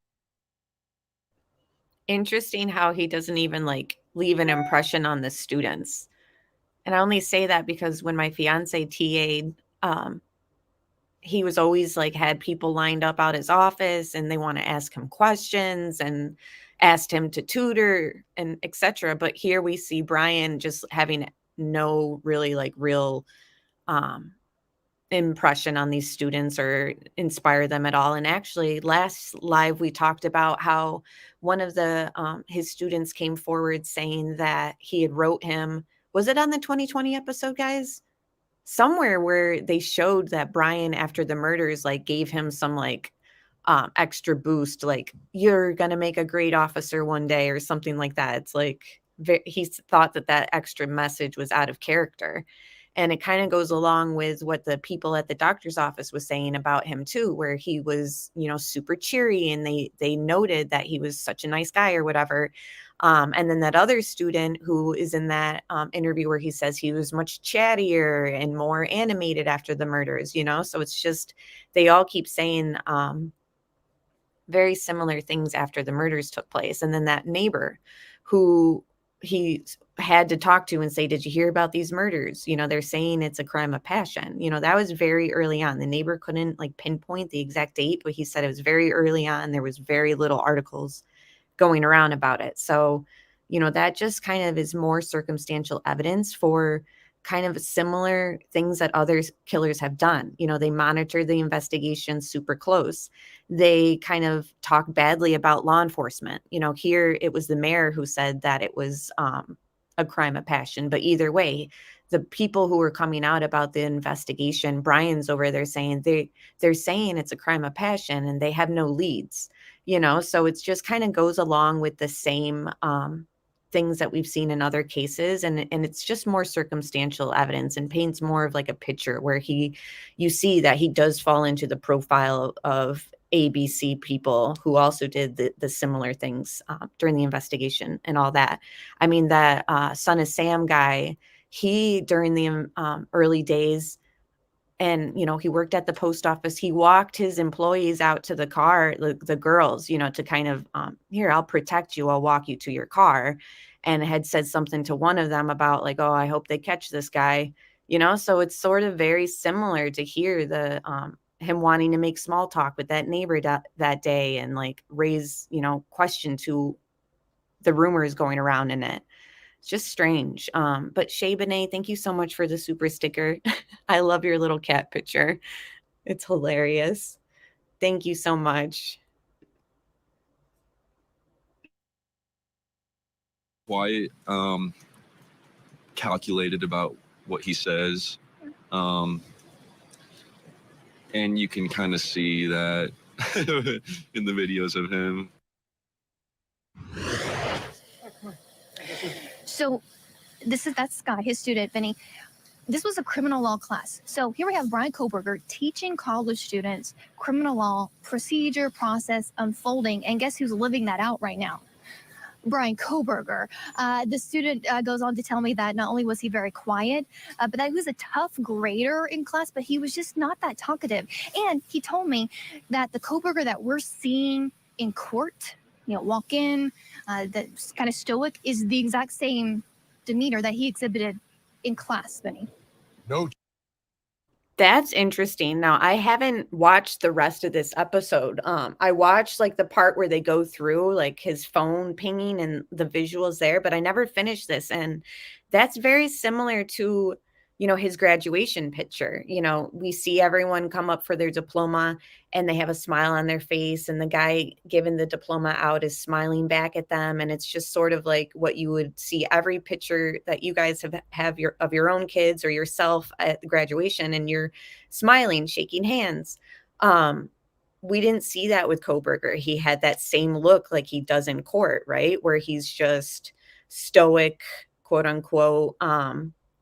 One of that girl who gave the media the picture, on the girl on TikTok, the first one who knew him and said, here he is at this wedding that we were at. Remember that one? We've shared it here. You guys have seen it.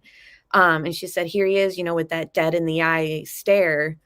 And it's just the reason why I'm just sort of interested in this kind of comments is they had said the same thing about Chris Watts. Like the way you see him in court, that's how he is outside. And that's how we all see him. It's just the same kind of facial expressions. So I just wanted to kind of loop it all together, and, you know, just another criminal that we know of that took part in some sort of heinous crime was described very similarly.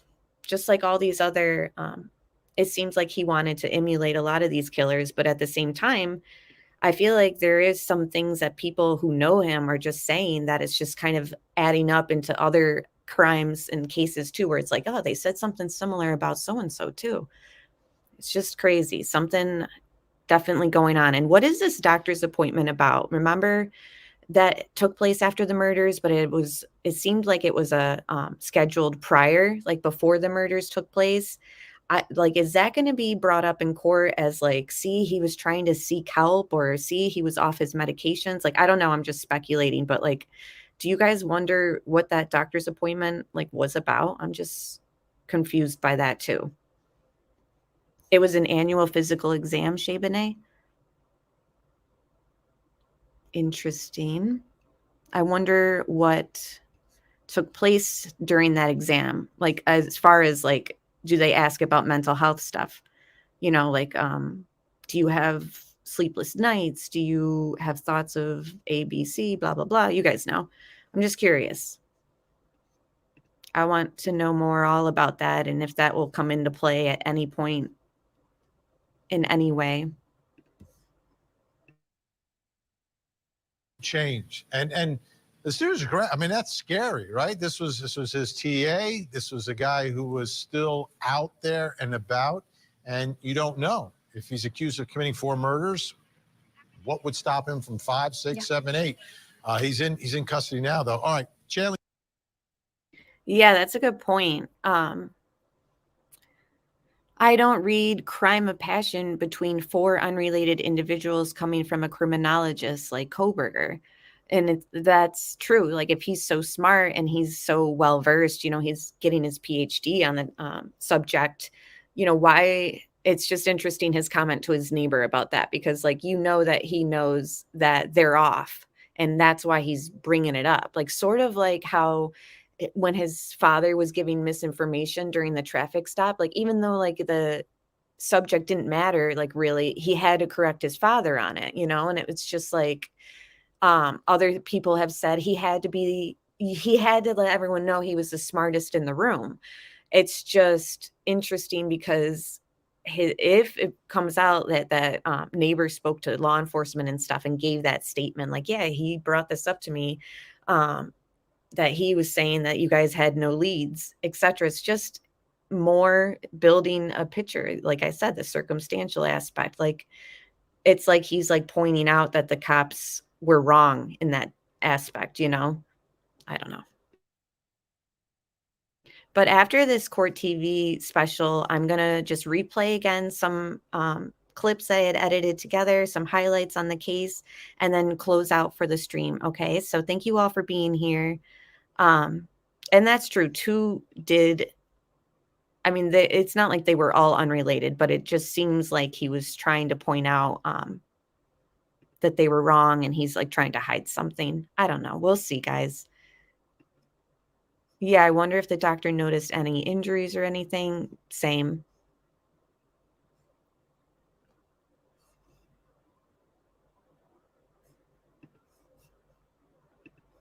Please stay where you are. We have more with Chanley Painter. We're going to zero in on some of the areas where the murder weapon maybe could be, because there's a lot of time spent there off the radar. We'll zero in on that.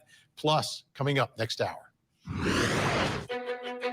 In Newport News, Virginia, a 6-year-old boy accused of that we're dealing with. On Court TV, 4 college students brutally murdered. Best suspect now in custody.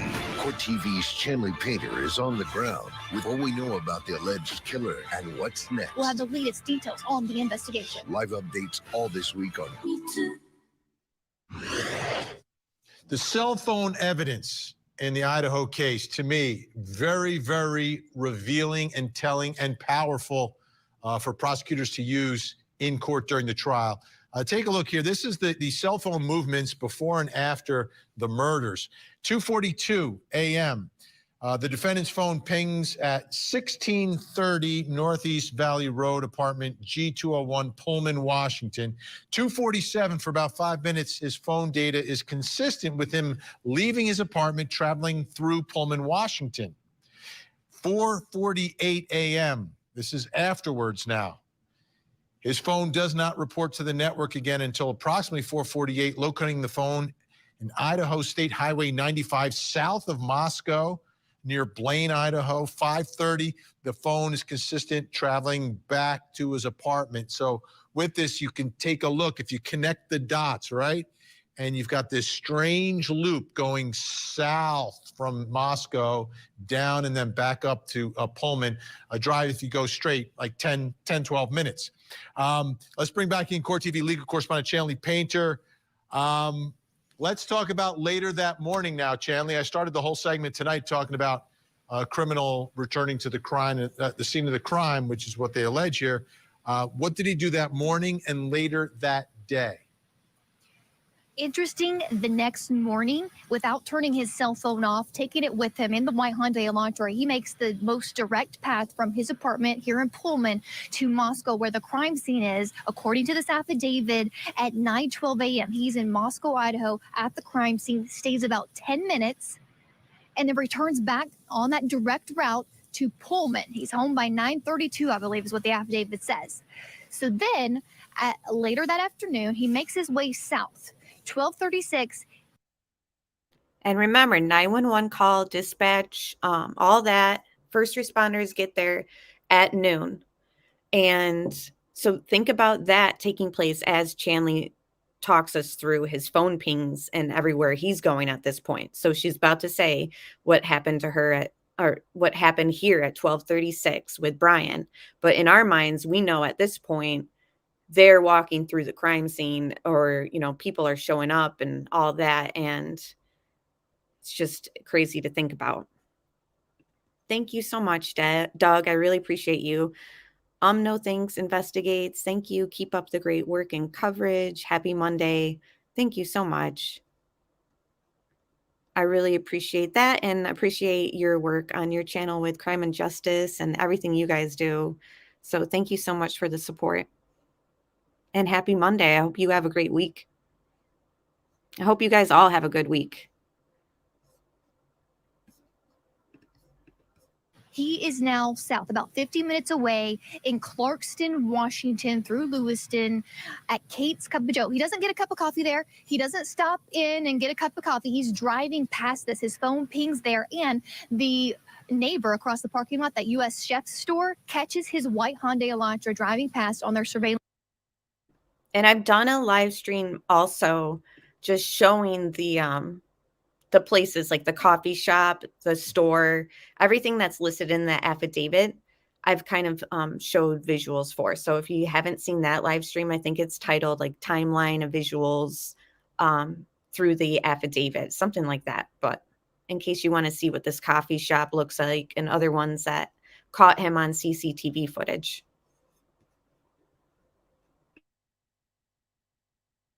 Video at 12:46 p.m.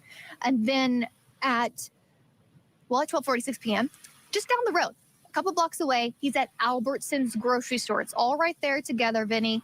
He's going in the store. He's seen on surveillance video. I've been in this store. There are security cameras all over this store. They can see what he's buying. They don't say it in the affidavit, but they can see what he's buying. There are security cameras above the checkout counters, so they know what he bought there. They just aren't telling us, Vinny.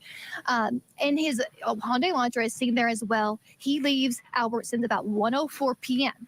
Then there are several hours where the affidavit doesn't say where he is. They probably know where he is, but they aren't saying.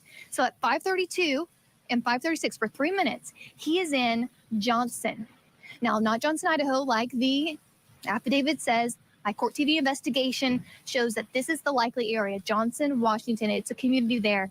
His phone goes dark. It last pings in this area, and it goes dark for 3 hours, 5:30 to 8:30 p.m. And this area of Johnson, maybe 20 minutes from his home. You go north, there's a couple ways you can get back on the main highway and go into Pullman, or there's a back way on Johnson Road that also brings you in here to Pullman, Vinny.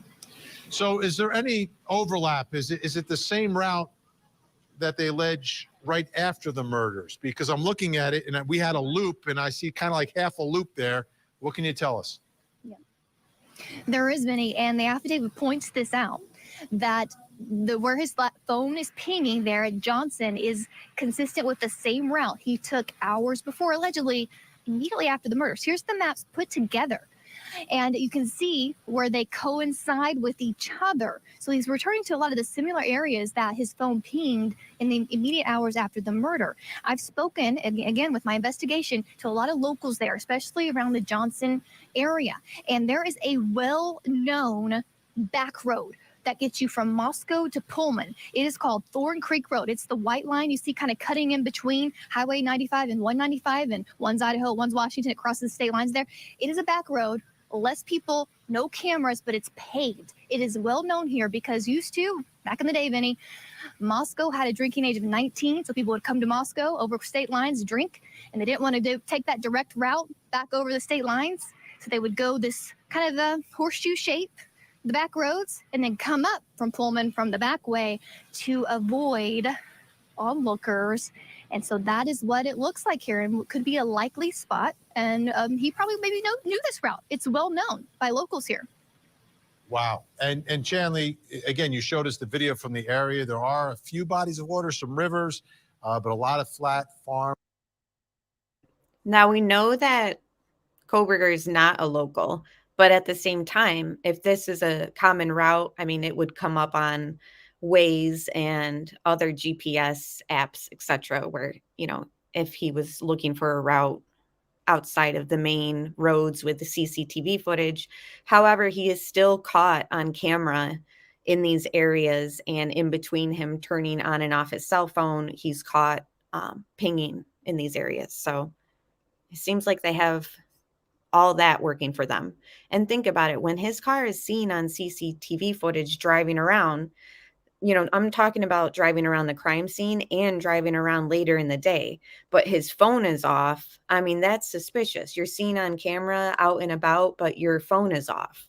You know, why is that? And again, his defense will come up with reasons why, and then it'll be on the jury to think like, okay, is this suspicious? This is not.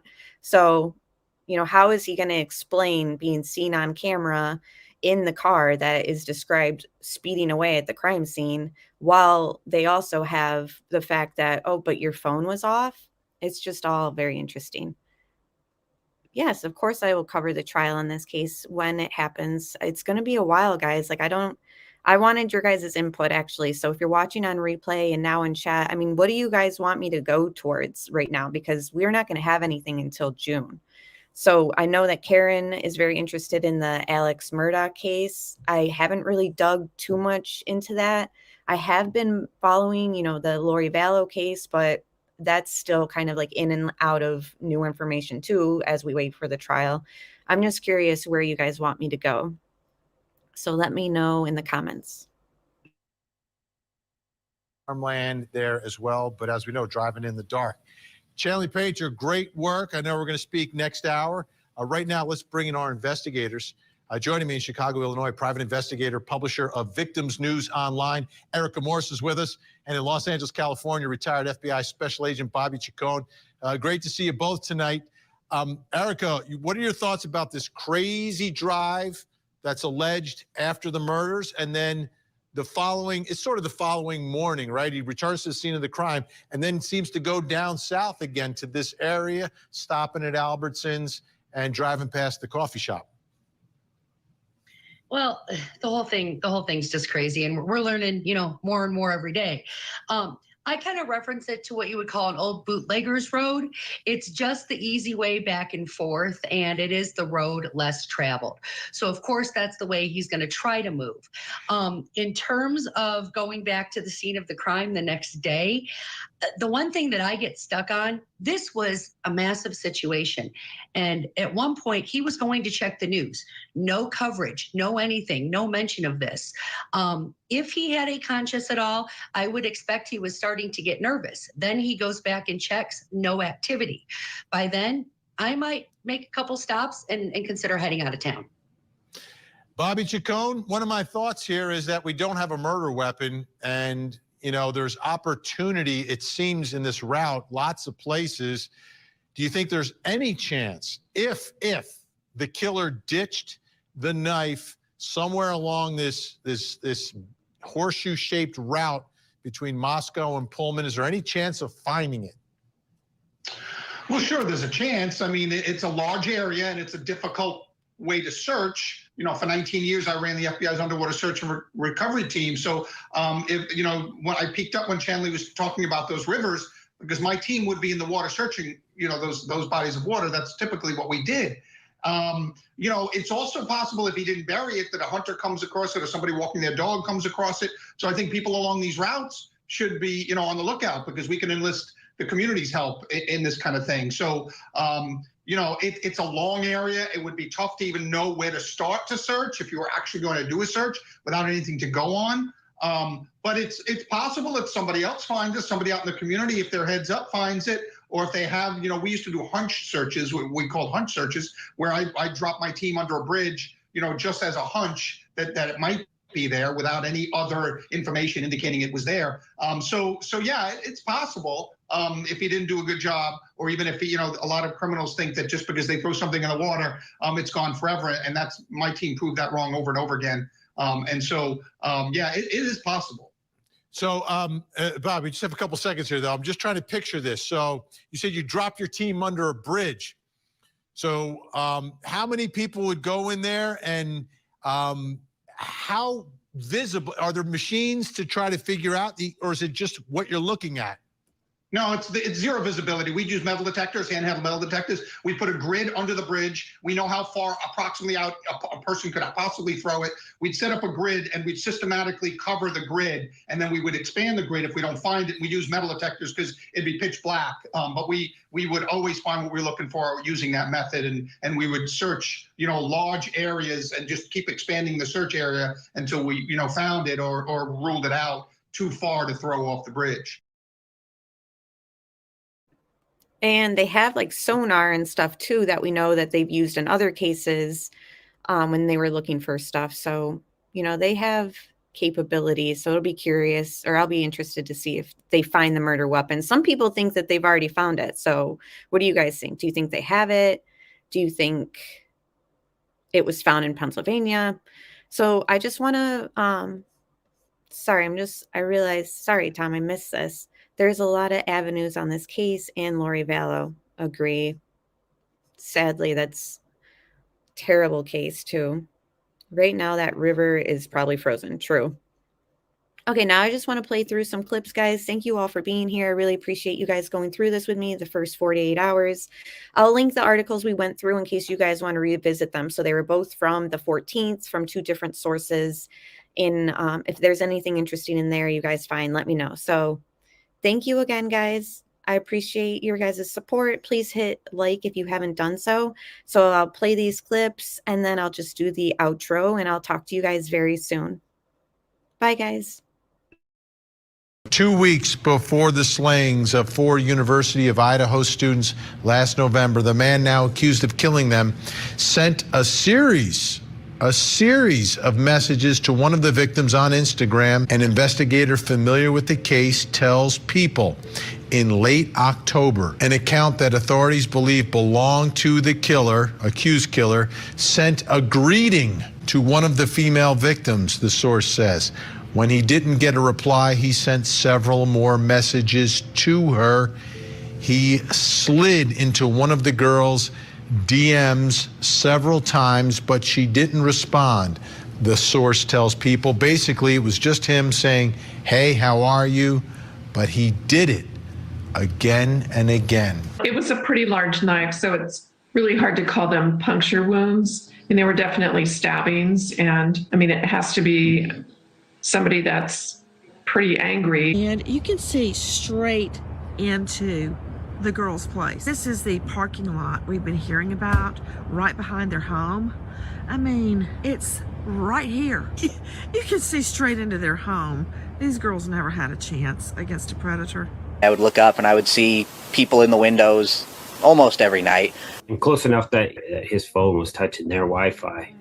Definitely looking into any reports of a stalker or that type of behavior around any of the victims. We don't want to put our investigation in jeopardy by releasing what we have, that we believe it was a targeted attack. I mean, to be honest, you're going to have to trust us on that at this point, because we're not going to release why we think that. She had no idea that true evil was genuinely watching them.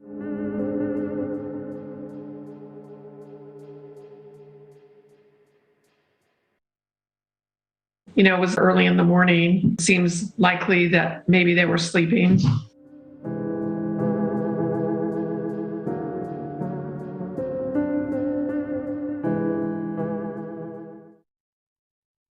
Fatal ones were to the chest area or the upper body area. Well, there was a lot of blood. Just one of her last messages, she reached out to Jack and said, "Jack, get back to me." And he didn't. She goes, "We share a dog together," which they did. She's like, "You need to reach out to me." So please come over. She was wanting Jack to come over. There's no damage to anything, and the door was still open when we got there. The front door, I'm told by a neighbor who walked by that morning, was wide open around 8:39 a.m. 8:30 or 9 a.m. would have been a pretty good amount of time before police ever got the call that those students were dead inside. Investigators have learned that a physical struggle took place before the murders happened. She's a tough kid. She was a streetwise child. She herself was a web sleuth. You know, everyone that he cared about, he had their back. An angel, and that she just made me proud. If you could speak to the person responsible, like... You never know how far something like this reaches, how many people it hurts, and how they're gonna have to live with this for the rest of their life. And it's something that'll never heal, you know. It's something you just would never wish on your worst enemy.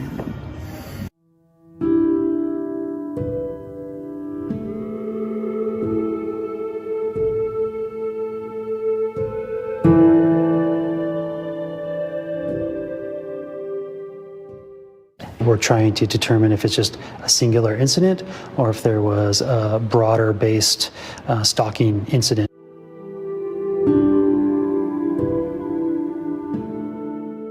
One call came in for an unresponsive female, an unresponsive person. And so when officers arrived, they addressed that issue, and then as well 2 additional people were found.